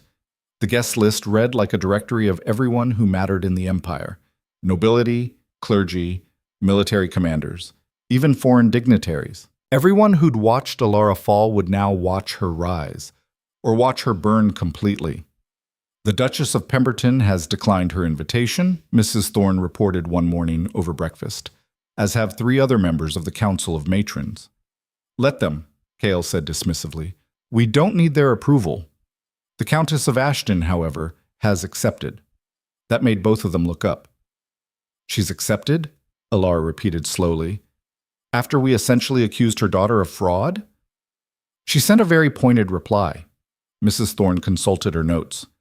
Quote, I would not miss this spectacle for anything in the empire. Let us see if the War Duke's new bride survives the scrutiny of a proper society wedding. Unquote. Kale's expression darkened. She's planning something. Undoubtedly. The question is what? They found out 3 days before the wedding. The broadsheet appeared on every street corner in the city, sold by newsboys shouting headlines that could be heard from blocks away. Elara saw them from her carriage window on the way back from a final dress fitting and felt her blood turn to ice. Stop the carriage, she commanded. The driver obeyed. Elara climbed out, ignoring the stares of passers-by, and snatched a broadsheet from the nearest boy. The headline screamed across the front page in bold type. The Duke's dark secret was the first Duchess murdered. Below it, a detailed account of Irina's death, the locked tower, the fall. The convenient ruling of accidental death, despite suspicious circumstances. And most damaging of all, a quote from an anonymous source close to the family. The Duke locked his wife in the tower after discovering her pregnancy was not his child. When she threatened to expose his cruelty, he pushed her from the window and called it an accident. The real murderer walks free, and now he seeks to trap another innocent woman in his web. Elara's hands shook as she read. This was the threat they'd been expecting, but seeing it in print, official and permanent, was a different kind of violation. She climbed back into the carriage and directed the driver to Draven House at speed. Kyle was in his study when she burst in, surrounded by copies of the same broadsheet, his face carved from granite. They released it early, he said flatly. 3 days before we could control the narrative. They're forcing our hand. What do we do? We respond. Immediately. Publicly. He was already pulling on his coat. I'm calling a press conference for this afternoon. Every newspaper, every broadsheet, every gossip rag in the city. I'm going to tell them the truth before the lies have time to set. That's insane. You'll be mobbed. Good. Let them mob me. Let them ask their questions and hear my answers directly instead of through anonymous cowards. His eyes blazed with cold fury. I'm done letting other people tell my story. The press conference took place in the grand hall of Draven House, hastily arranged but impressively attended. Journalists packed the space, notebooks ready, vultures scenting blood. Elara stood at the back of the room, watching as Kyle took his position at the podium. He looked every inch the War Duke, tall, imposing, utterly in command despite the hostile crowd. I've called you here, he began without preamble, to address the lies printed in this morning's broadsheet. Lies designed to destroy my reputation and prevent my upcoming marriage. Lies that I will now dismantle with the truth. The room erupted with shouted questions. Kael raised a hand, and the authority in the gesture silenced them instantly. My wife, Duchess Irina Draven, died 2 years ago in a fall from the North Tower of Draven Keep. The official inquest ruled it accidental. That ruling was accurate. His voice was steady, controlled. But the circumstances leading to her death were not what the public believed.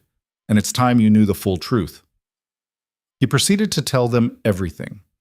The arranged marriage, the affair with Marcus, the pregnancy.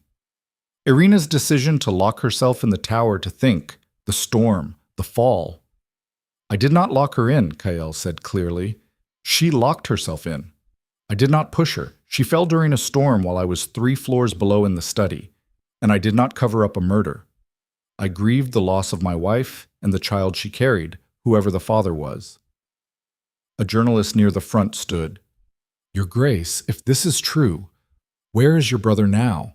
Why hasn't he come forward to confirm this account? Marcus disappeared the night Irina died. I haven't seen or heard from him since. I believe he fled out of guilt, shame, or fear, possibly all 3. If he's listening now, I invite him to come forward and tell his side of the story. But I will not be held responsible for his choices or his cowardice. And the anonymous source claiming you murdered your wife? Is a liar with an agenda. Kael's gaze swept the room. Someone who wants to prevent my marriage to Lady Elara Vance because they fear what we represent together, the exposure of old lies and the triumph of truth over scandal. Speaking of Lady Elara, another journalist called out, isn't it true she was exiled from society for adultery? Why would you marry a woman of such questionable character? Before Kael could respond, Elara stepped forward. The movement drew every eye in the room. She'd dressed carefully for this moment. A deep crimson gown that announced she was done hiding, done wearing black, done accepting their definitions of who she was allowed to be. I'll answer that, she said, her voice carrying to every corner of the hall. Since the question is about me. Kael's eyes widened fractionally, but he stepped aside, giving her the podium. Elara gripped the edges of the wooden stand, feeling the weight of dozens of hostile stares, and spoke the words she'd been silenced from saying for 3 years. I was not exiled for adultery. I was exiled for a crime I didn't commit, based on an anonymous letter that was a complete fabrication. Her voice didn't shake. For 3 years, I stood in corners at your events, wore black, remained silent, and endured punishment for something I never did. And I did it because I believed, naively, that eventually the truth would emerge and I would be vindicated. Do you have proof of this supposed fabrication? Someone shouted. Yes. Elara looked directly at the journalist who'd asked. We have the journal of the Countess of Ashton, detailing her daughter Cordelia's conspiracy to destroy me. We have payment records to the courier who delivered the false letter. We have witness testimony placing Cordelia at the scene, and we have her own confession, which she made 3 days ago in this very house. The room exploded with noise. Journalists shouted over each other, notebooks forgotten in the chaos. The Countess of Ashton. Cordelia Ashton framed her. This is incredible. Kael stepped back to the podium, his hand settling at the small of Elara's back in a gesture of unmistakable support and solidarity. We have provided copies of all relevant evidence to the city magistrate, he said over the din. Formal charges will be filed. But I wanted you to hear this first because you were the ones who spread the original lies. You printed every scandalous rumor. You destroyed Lady Elara's reputation without questioning your sources or demanding proof. You owe her, and yourselves, the truth. A reporter from the Times stood. Your Grace, Lady Elara, these are extraordinary claims. Why should we believe you now when the original scandal was so convincing? Because, Elara said quietly, we're not asking you to believe us based on emotion or speculation. We're providing evidence, documents, testimony, everything the Council of Matrons failed to demand 3 years ago when they issued my sentence. She paused. The question isn't why you should believe us. It's why you believed them so easily when they had nothing but an anonymous letter and their own authority. The silence that followed was profound. Then the reporter from the Times sat down, actually looking thoughtful rather than hostile. One more thing, Kael said. Lady Cordelia Ashton and her mother have been invited to our wedding in 3 days' time. If they have any response to these allegations, any evidence that contradicts what we've presented, They're welcome to present it then, publicly, in front of everyone. His smile was cold. We're done with shadows and whispers. Everything happens in the light from now on. The press conference ended shortly after, but the damage, or the healing depending on perspective, had already been done.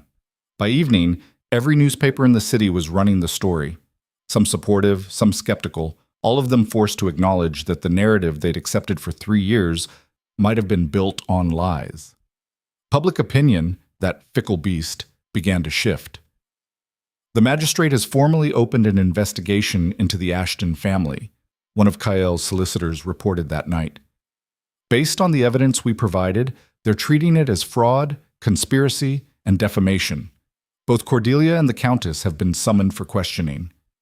Will they come? Elara asked. They have no choice. Refusing would be an admission of guilt. The solicitor paused. However, the Countess has made it known through her attorneys that she still plans to attend the wedding and that she has relevant information that will illuminate the full truth. Kael's expression darkened. She's planning a counterattack, something she thinks will destroy us even if the fraud charges stick. What could she possibly have that we haven't already addressed? I don't know, but we need to be prepared for anything. The next 2 days were a blur of final preparations and mounting tension. Wedding gifts arrived from unexpected sources. Nobles who'd cut Elara dead 3 years ago now sending elaborate silver services and carefully neutral congratulatory notes. The cathedral was decorated with white roses and candles. The guest list swelled as people who'd previously declined suddenly decided they couldn't miss the event of the season. Everyone wanted to witness the spectacle, whether it ended in triumph or catastrophe. The night before the wedding, Elara couldn't sleep. She stood at her chamber window, watching the city lights flicker in the darkness, and wondered what tomorrow would bring. A knock at her door made her turn. Kael stood in the hallway, still fully dressed, despite the late hour, holding 2 glasses of brandy. Couldn't sleep either? He asked. Elara stepped aside to let him in. Too much anticipation, too much fear, too much everything. He handed her a glass and moved to stand beside her at the window. For a long moment, they drank in silence, watching the night. Are you afraid? Elara asked finally. Terrified, Kael admitted. Not of exposure, not of scandal, but of failing you, of making this worse instead of better. You couldn't possibly make it worse. 3 years ago I had nothing. Now I have proof, a voice, and... She hesitated. And someone willing to fight beside me. That's more than I ever hoped for. Kael turned to look at her, his expression unreadable in the dim light. This started as a contract, he said quietly.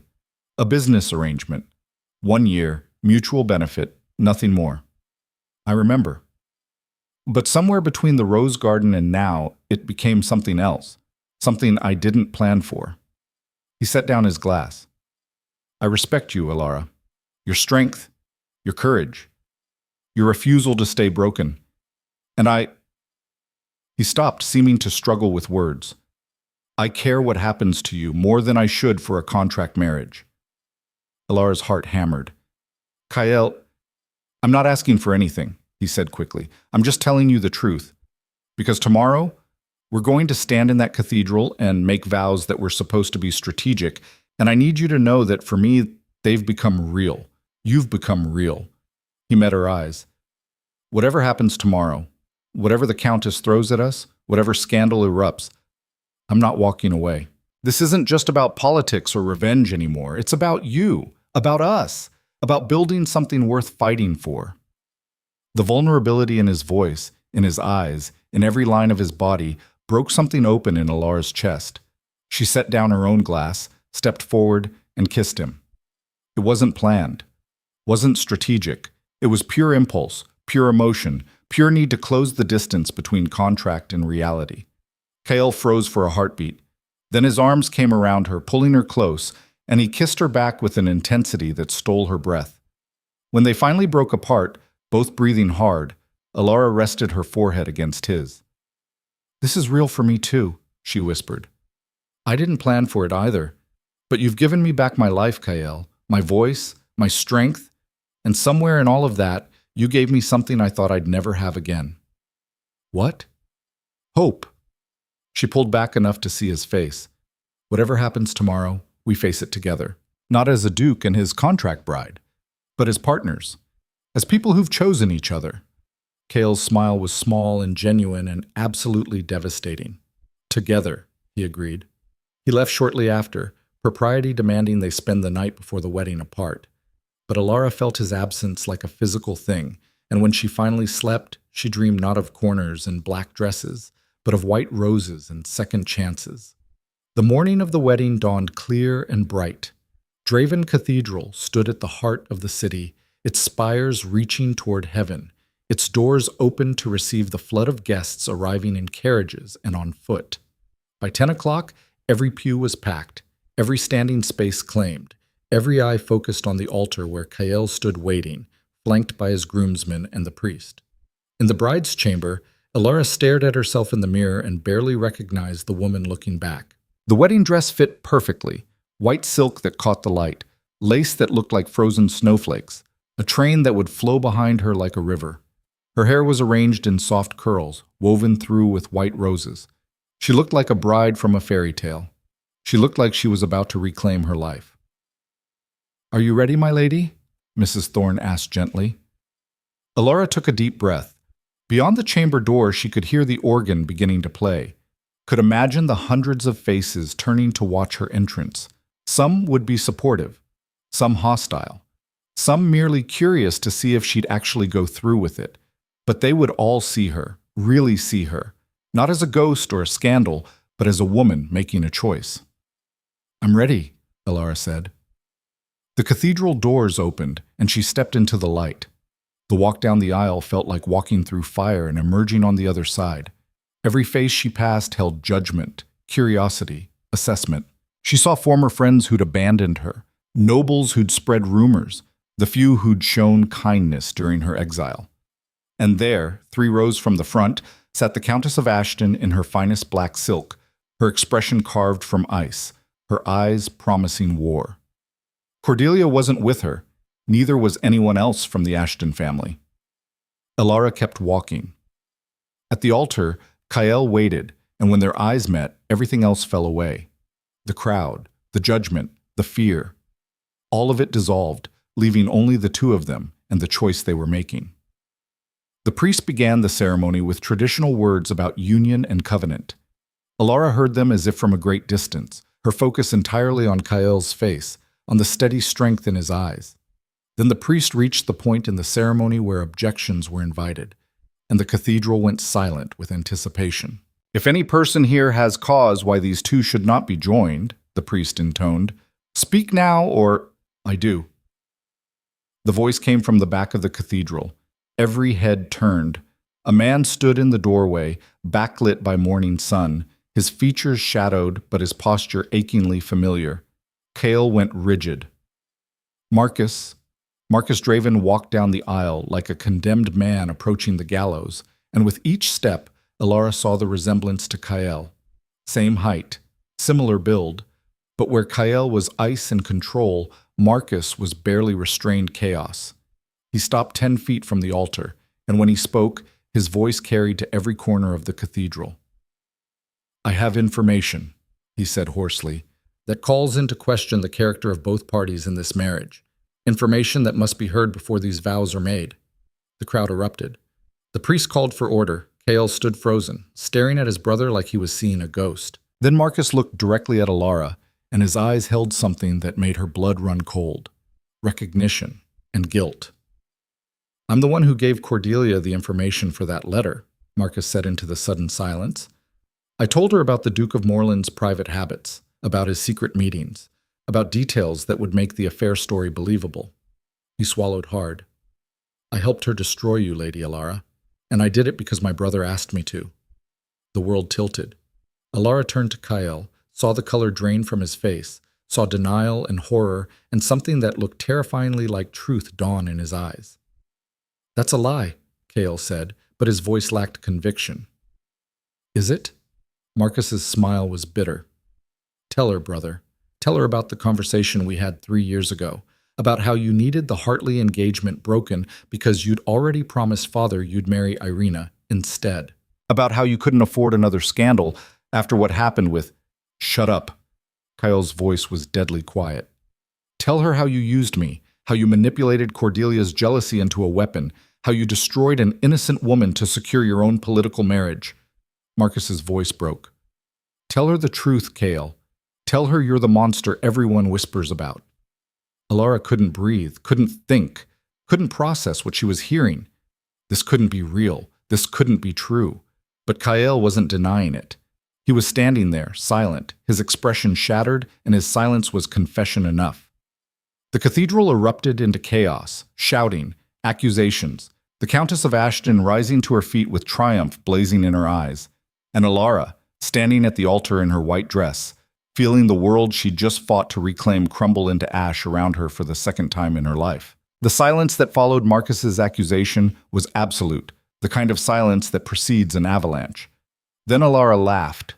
Not hysterical, not broken, a single sharp sound that cut through the chaos like a blade through silk. Every eye in the cathedral snapped to her. "That's your grand revelation?" She turned to face Marcus fully, her white dress catching the light streaming through the stained glass windows. "That's the truth you've been hiding for 2 years? That story?" Marcus blinked, clearly thrown by her response. "It's not a story, it's a desperate lie told by a desperate man." Elara's voice was clear, cold, absolutely certain. "And I can prove it." She descended from the altar, walking past Kyle, whose face had gone from shattered to confused, and stopped directly in front of Marcus. "You claim Kyle orchestrated my destruction 3 years ago to break my engagement to Edmund Hartley, that he needed me out of the way so he could marry Irina without scandal. That's exactly what happened. Except the timeline doesn't work." Elara's eyes were steel. "Kyle married Irina 4 years ago, not 3. Their wedding was in April. My engagement to Edmund wasn't even announced until June of that same year, 2 months after Kyle was already married. So tell me, Marcus, why would your brother need to destroy my engagement to a man I hadn't even met yet?" The color drained from Marcus's face. Murmurs rippled through the cathedral as people did the mental arithmetic and reached the same conclusion. "Unless," Elara continued relentlessly, "you're lying. Unless you're making this up because you need to destroy your brother the way he's about to expose your role in Irina's death." I wasn't." Marcus was stammering now, trapped. "You were having an affair with his wife. You got her pregnant. And when she died in that tower, you ran like a coward instead of facing what you'd done." Elara stepped closer. "So you've spent 2 years festering in guilt and rage, and now you've come back with a fabricated story designed to destroy Kyle's credibility before he can tell everyone the truth about you." "That's not prove me wrong." Elara's voice was a whip crack. "Provide one shred of evidence that Kyle was involved in my scandal. One letter, one witness, one piece of proof that isn't just your word against his." Marcus opened his mouth, closed it, looked desperately toward the Countess of Ashton, and the Countess, reading the situation with a politician's instinct, rose to her feet. "This is all very entertaining," she said, her voice dripping venom, "but the fact remains that Lady Elara was guilty of the affair we accused her of." The evidence was conclusive. "Was it?" Kale's voice cut across the cathedral, and when Elara turned, she saw he'd recovered himself, the shock replaced by cold, lethal clarity. "Because I have your journal, Countess. The one where you detailed exactly how you and your daughter fabricated that evidence, where you documented every bribe, every lie, every step of the conspiracy." He gestured, and 2 of his men stepped forward carrying a familiar leather-bound book. "I also have testimony from the courier you hired, from the forger who created the fake correspondence between Elara and the Duke of Moreland, from 3 servants you paid to spread rumors." Kale's eyes were merciless. "I have everything, Countess. Every crime you committed, documented, and ready to present to the magistrate." The Countess went very still. Around her, the nobles who'd been her allies began subtly shifting away, distancing themselves from the coming catastrophe. "You have nothing that would hold up in a court of, I have your confession," Cordelia's voice rang out from the back of the cathedral. Every head turned again. Cordelia Ashton stood in the doorway, and she looked like she'd aged 10 years overnight. Her dress was rumpled, her hair hastily arranged, her eyes red-rimmed from crying or rage or both. But her voice was steady as she walked down the aisle. Mother told me last night that she was coming here to destroy them, that she had Marcus ready to lie, ready to fabricate evidence, ready to do whatever it took to prevent the truth from coming out. Cordelia stopped beside her mother, and for the first time Elara saw genuine emotion in her face. I've spent 3 years living with what we did, 3 years watching Elara suffer for a crime she didn't commit, and I'm done. Cordelia, the Countess's voice was warning, threat, command all at once. No. Cordelia's hands shook, but she held her ground. We framed her. We destroyed her life because I was jealous and you were ambitious. We took an innocent woman and turned her into a cautionary tale for our own benefit. And when she was about to be vindicated, you were going to do it again. We're going to destroy her and the Duke with more lies. She turned to face the assembled crowd, many of whom she'd socialized with, schemed with, ruled alongside. I wrote that letter. I hired the courier. I crafted every detail to be believable enough that no one would question it. And my mother helped me because she believed I deserved Edmund Hartley more than Elara did. Her voice broke. We were wrong, and I'm sorry. The confession hung in the air like smoke from a battlefield. Then the Countess of Ashton did something no one expected. She slapped her daughter across the face. The sound echoed through the cathedral. Cordelia stumbled, hand flying to her cheek, shock and hurt warring in her expression. You stupid, sentimental fool, the Countess hissed. You've destroyed everything. No. Kael's voice was quiet but absolute. You destroyed everything the moment you decided your daughter's wants mattered more than another woman's life. The moment you turned reputation into a weapon and wielded it without conscience. He descended from the altar, and the authority in his bearing made even the Countess take an involuntary step back.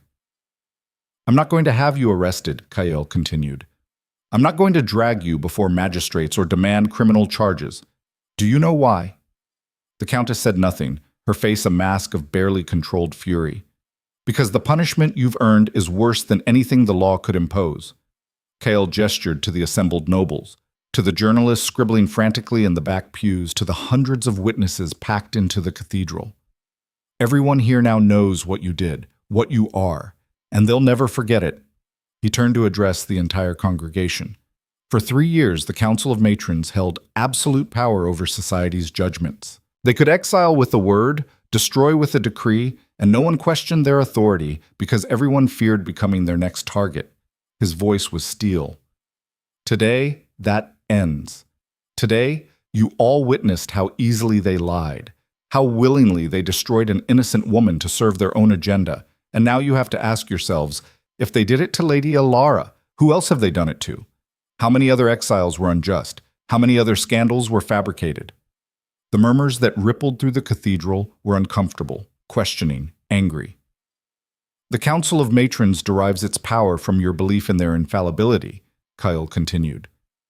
I'm here to tell you they're human, fallible, and sometimes monstrous, and it's time you stopped giving them the authority to destroy lives without evidence or trial. The Duchess of Pemberton rose from her pew, her face ashen. As the head of the council, she'd been conspicuously silent throughout the entire confrontation. Your Grace, she said, and her voice trembled slightly. These are serious accusations against 2 members of the council. If what you say is true, if Lady Elara was indeed falsely accused, the council will of course issue a formal apology and restoration of her status. Your apology means nothing. Elara's voice was quiet, but it carried.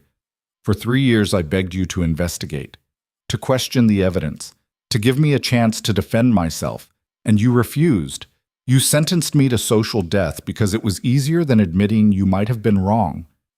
She walked down from the altar, past Kael, past Marcus, past the Countess and Cordelia, until she stood in the center of the aisle facing the Duchess. I don't want your apology. I don't want restoration of a status that you could just as easily revoke again on a whim. What I want is for you to admit publicly that the Council of Matrons is not infallible, that you made a mistake, that your power is not absolute. The silence was crushing.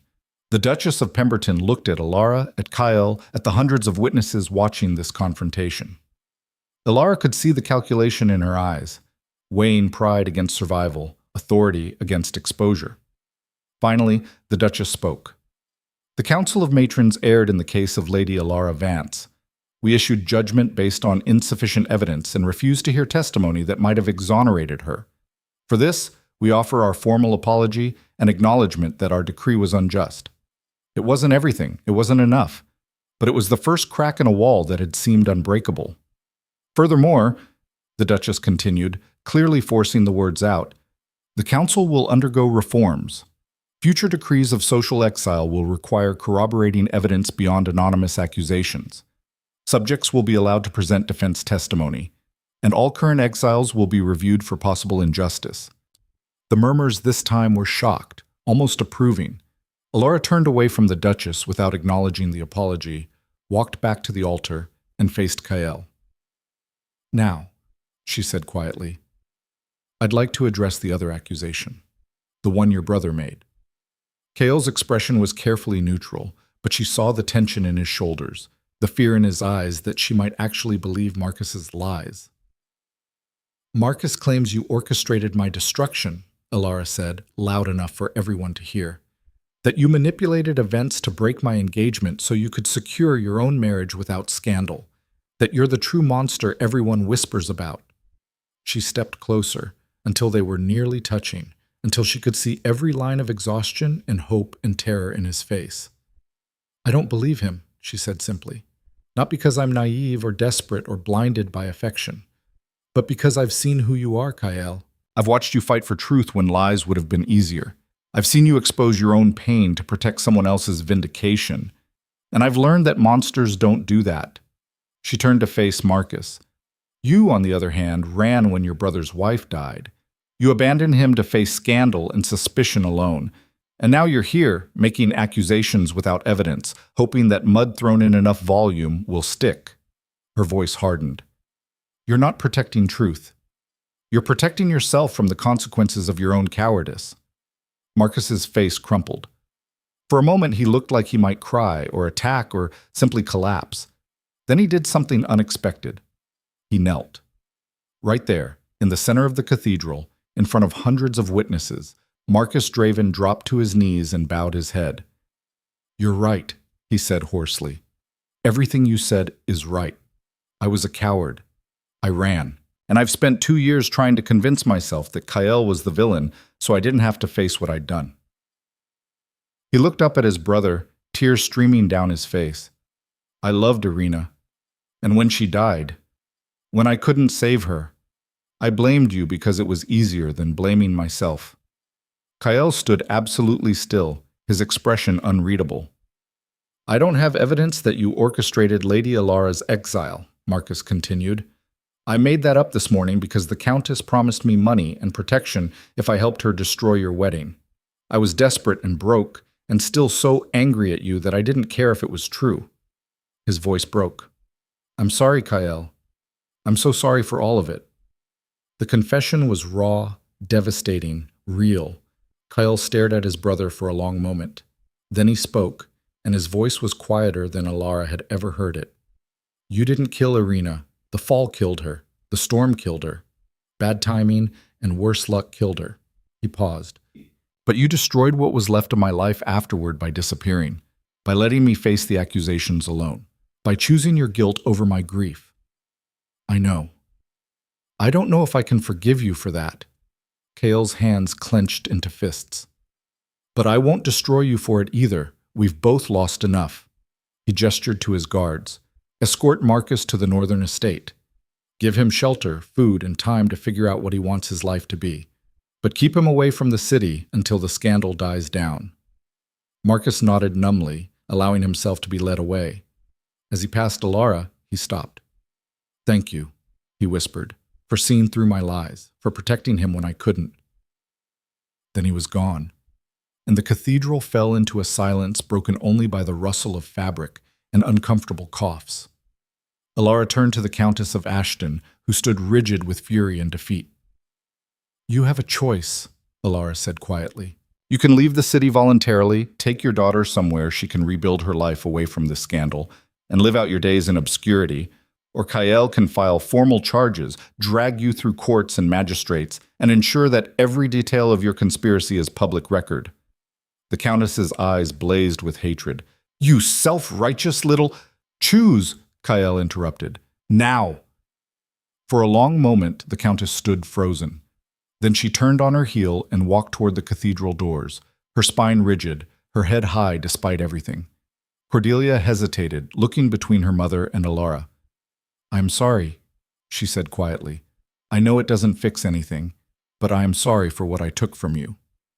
Elara studied the woman who'd destroyed her life, who'd stood by and watched her suffer for 3 years, who'd only confessed when her own destruction became inevitable. "I don't forgive you," Elara said finally.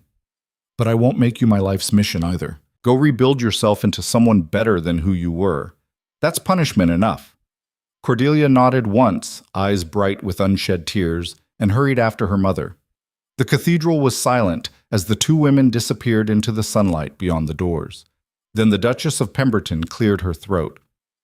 "Well," she said with forced brightness, "I believe there's still a wedding to complete, unless the parties wish to postpone given the disruptions."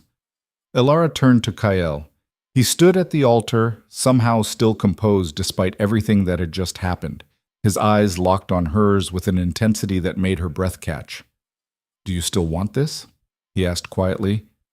"After everything you've heard, everything that's been said, do you still want to marry me?" Around them, hundreds of people waited for her answer. The nobles who'd destroyed her, the society that had exiled her, the world that had tried to break her and failed. Elara walked back to the altar, back to the man who'd fought beside her through all of it, and took his hands in hers. 3 years ago, I lost everything, she said. My reputation, my future, my sense of who I was. And I spent those years believing that survival meant endurance, that if I just held on long enough, someone might eventually notice I was still breathing. She squeezed his hands. But you taught me something different. You taught me that survival isn't enough, that sometimes you have to fight for more than just existence. You have to fight for truth, for justice, for the right to be seen as human instead of cautionary tale.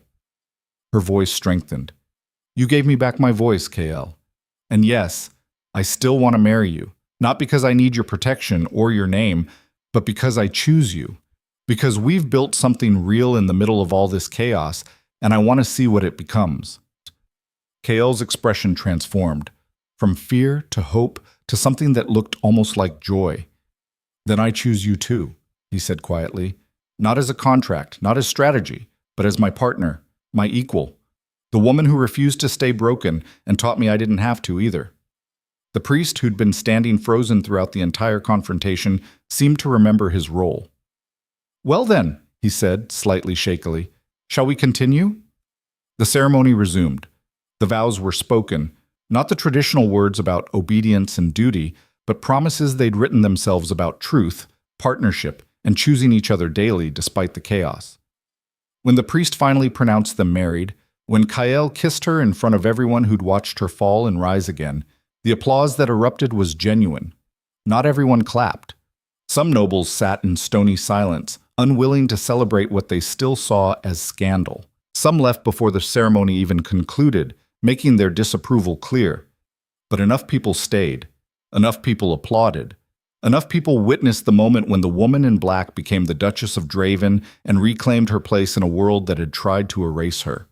The wedding breakfast afterward was smaller than planned. Half the invited guests had fled in the wake of the confrontations, but somehow more genuine because of it. Those who remained were people who'd chosen to stay despite the scandal, who'd chosen to believe the evidence over comfortable lies. That was the most extraordinary wedding I've ever attended, Lord Rothschild said, raising his glass. And I've been to 4 royal coronations.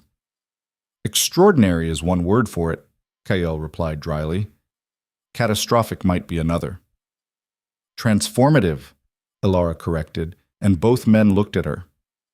3 years ago, the Council of Matrons could destroy someone with a word, and no one questioned it. Today, they were forced to admit fallibility in front of the entire city. That's transformation. You think it will actually change anything? Rothschild asked skeptically. These old power structures have deep roots. Deep roots burn, Elara said quietly. We just lit the match. Over the following weeks, the transformation became undeniable. The Countess of Ashton and Cordelia disappeared from the city. Rumor had them in a distant estate in the north, living under assumed names. The Council of Matrons underwent the promised reforms, though the Duchess of Pemberton stepped down as head, citing health concerns that everyone knew meant political survival. 3 other women came forward claiming they'd been falsely exiled by the council, their cases now under review. The empire's power structures, built on fear and unquestioned authority, were cracking, and Elara stood at the center of it, no longer hiding in corners but taking her place as a duchess who commanded respect through survival rather than pedigree. But the most profound changes were quieter, more personal. Kael began sleeping through the night without nightmares of locked towers and falling bodies. Marcus, living at the northern estate, sent letters expressing cautious hope about rebuilding their relationship. The space between contract marriage and real partnership narrowed with each passing day. 2 months after the wedding, Elara stood in the same ballroom where she'd once been forced to stand in corners. Tonight she wore midnight blue instead of black, diamonds instead of shame, and when she walked into the room on Kael's arm, conversations didn't stop. They shifted to include her. Lady Charlotte Pemberton, the Duchess's granddaughter, approached nervously. "Your Grace," she said quietly, "I wanted to apologize for all those years when I ignored you. When I participated in your exile because I was too afraid to question it." Elara studied the young woman, remembering her as one of the many faces that had looked through her rather than at her. "You were young," Elara said finally, "and the system was designed to make questioning it dangerous." "That's not an excuse." "No, it's not, but it's an explanation." Elara softened slightly. "What matters is what you do now. How you treat the next person who's exiled, whether you demand evidence before participating in their destruction." Charlotte nodded seriously. "I will. I promise." Similar conversations happened throughout the evening, nobles who'd participated in her exile offering apologies ranging from genuine to self-serving. Elara accepted them with grace that was strategic rather than forgiving. She wasn't interested in revenge anymore, but she wouldn't forget either. Near midnight, Kael found her standing on the balcony overlooking the garden where they'd first made their agreement. "Tired of being celebrated?" he asked, joining her at the railing. "Tired of pretending all those apologies erased 3 years of cruelty?" She leaned against him, and his arm came around her shoulders naturally. "But I'll keep pretending because it's better than the alternative." "You don't have to pretend with me." "I know." She tilted her head to look up at him. "That's why I married you." Kael smiled, a real smile, the kind that made him look younger, more human, less like a weapon pretending to be a man. "I love you," he said quietly. "I don't think I've actually said that yet, but I do. You're the bravest person I know, Elara, and I'm grateful every day that you chose to fight instead of disappear." The words settled into her chest, warm and solid and real. "I love you too," she whispered. "Even though this started as strategy and survival, even though neither of us planned for it, I love you." They stood there, overlooking the garden where a contract had been proposed and a partnership had been forged, and watched the stars emerge against the darkening sky. "Do you ever wish we could go back?" Kael asked. "Change how it all happened?" Elara considered. "No. Because if we changed it, we'd lose what we became. The fire that destroyed us also forged us into something stronger than we were before. The woman in black and the war duke. The survivors," Elara corrected. "The people who refused to stay broken." Below them, the ballroom glittered with light and music, and the Empire's elite dancing their careful dances. But up here, in the darkness and quiet, 2 people who'd been destroyed and rebuilt themselves stood together, not as duke and duchess, not as contract and convenience, but as partners who'd chosen each other in the middle of the fire and emerged tempered into something unbreakable. 6 months later, Elara stood in the same cathedral where she'd been married, but this time she was there for a different ceremony entirely. The first annual Vindication Ball, an event she'd created specifically for people who'd been falsely exiled, falsely accused, or falsely judged by society's power structures. A night where they could gather, share their stories, and remind the Empire that survival was its own form of victory. 12 women attended that first year, each wearing the colors they'd been forbidden during their exiles, each telling their story to a room that actually listened. By the 3rd year, the Vindication Ball had become one of the most important social events of the season. with attendance seen as a political statement about supporting justice over convenience. And Elara, once the woman in black who'd been sentenced to stand in corners as a warning to others, now stood at the center of the ballroom as a symbol of something different. Proof that some fires don't destroy, they transform. That survival isn't just about enduring the darkness, but about walking through it and coming out the other side with enough strength to light the way for others. That the woman society tried to erase could become the woman who changed society itself. She wore crimson that night, the color of blood and fire and battles won. And when Kyle took her hand for the first dance, when they moved together across the floor surrounded by people who'd survived their own wars, Elara realized something profound. She'd spent 3 years wanting her old life back, wanting restoration of what had been taken.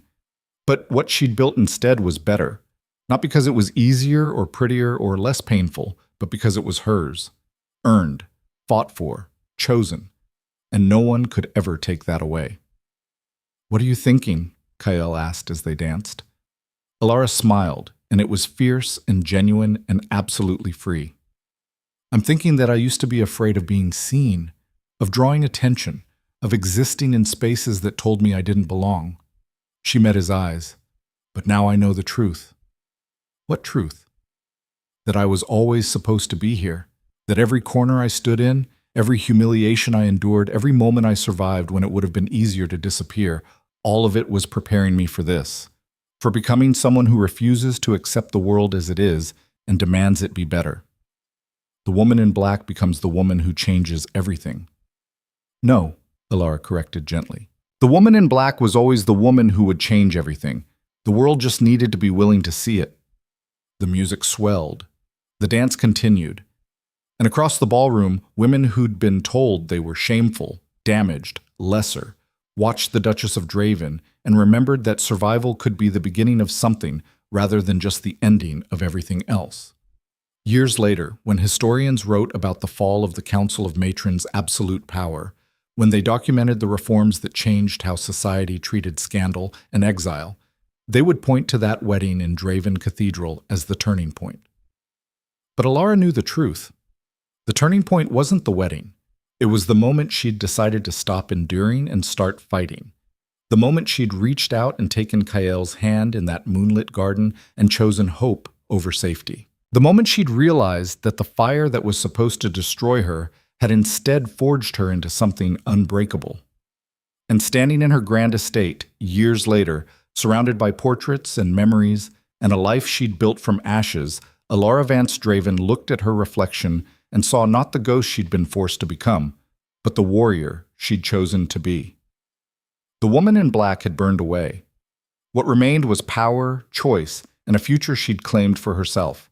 And that, more than any title, any vindication, any apology, was the real victory.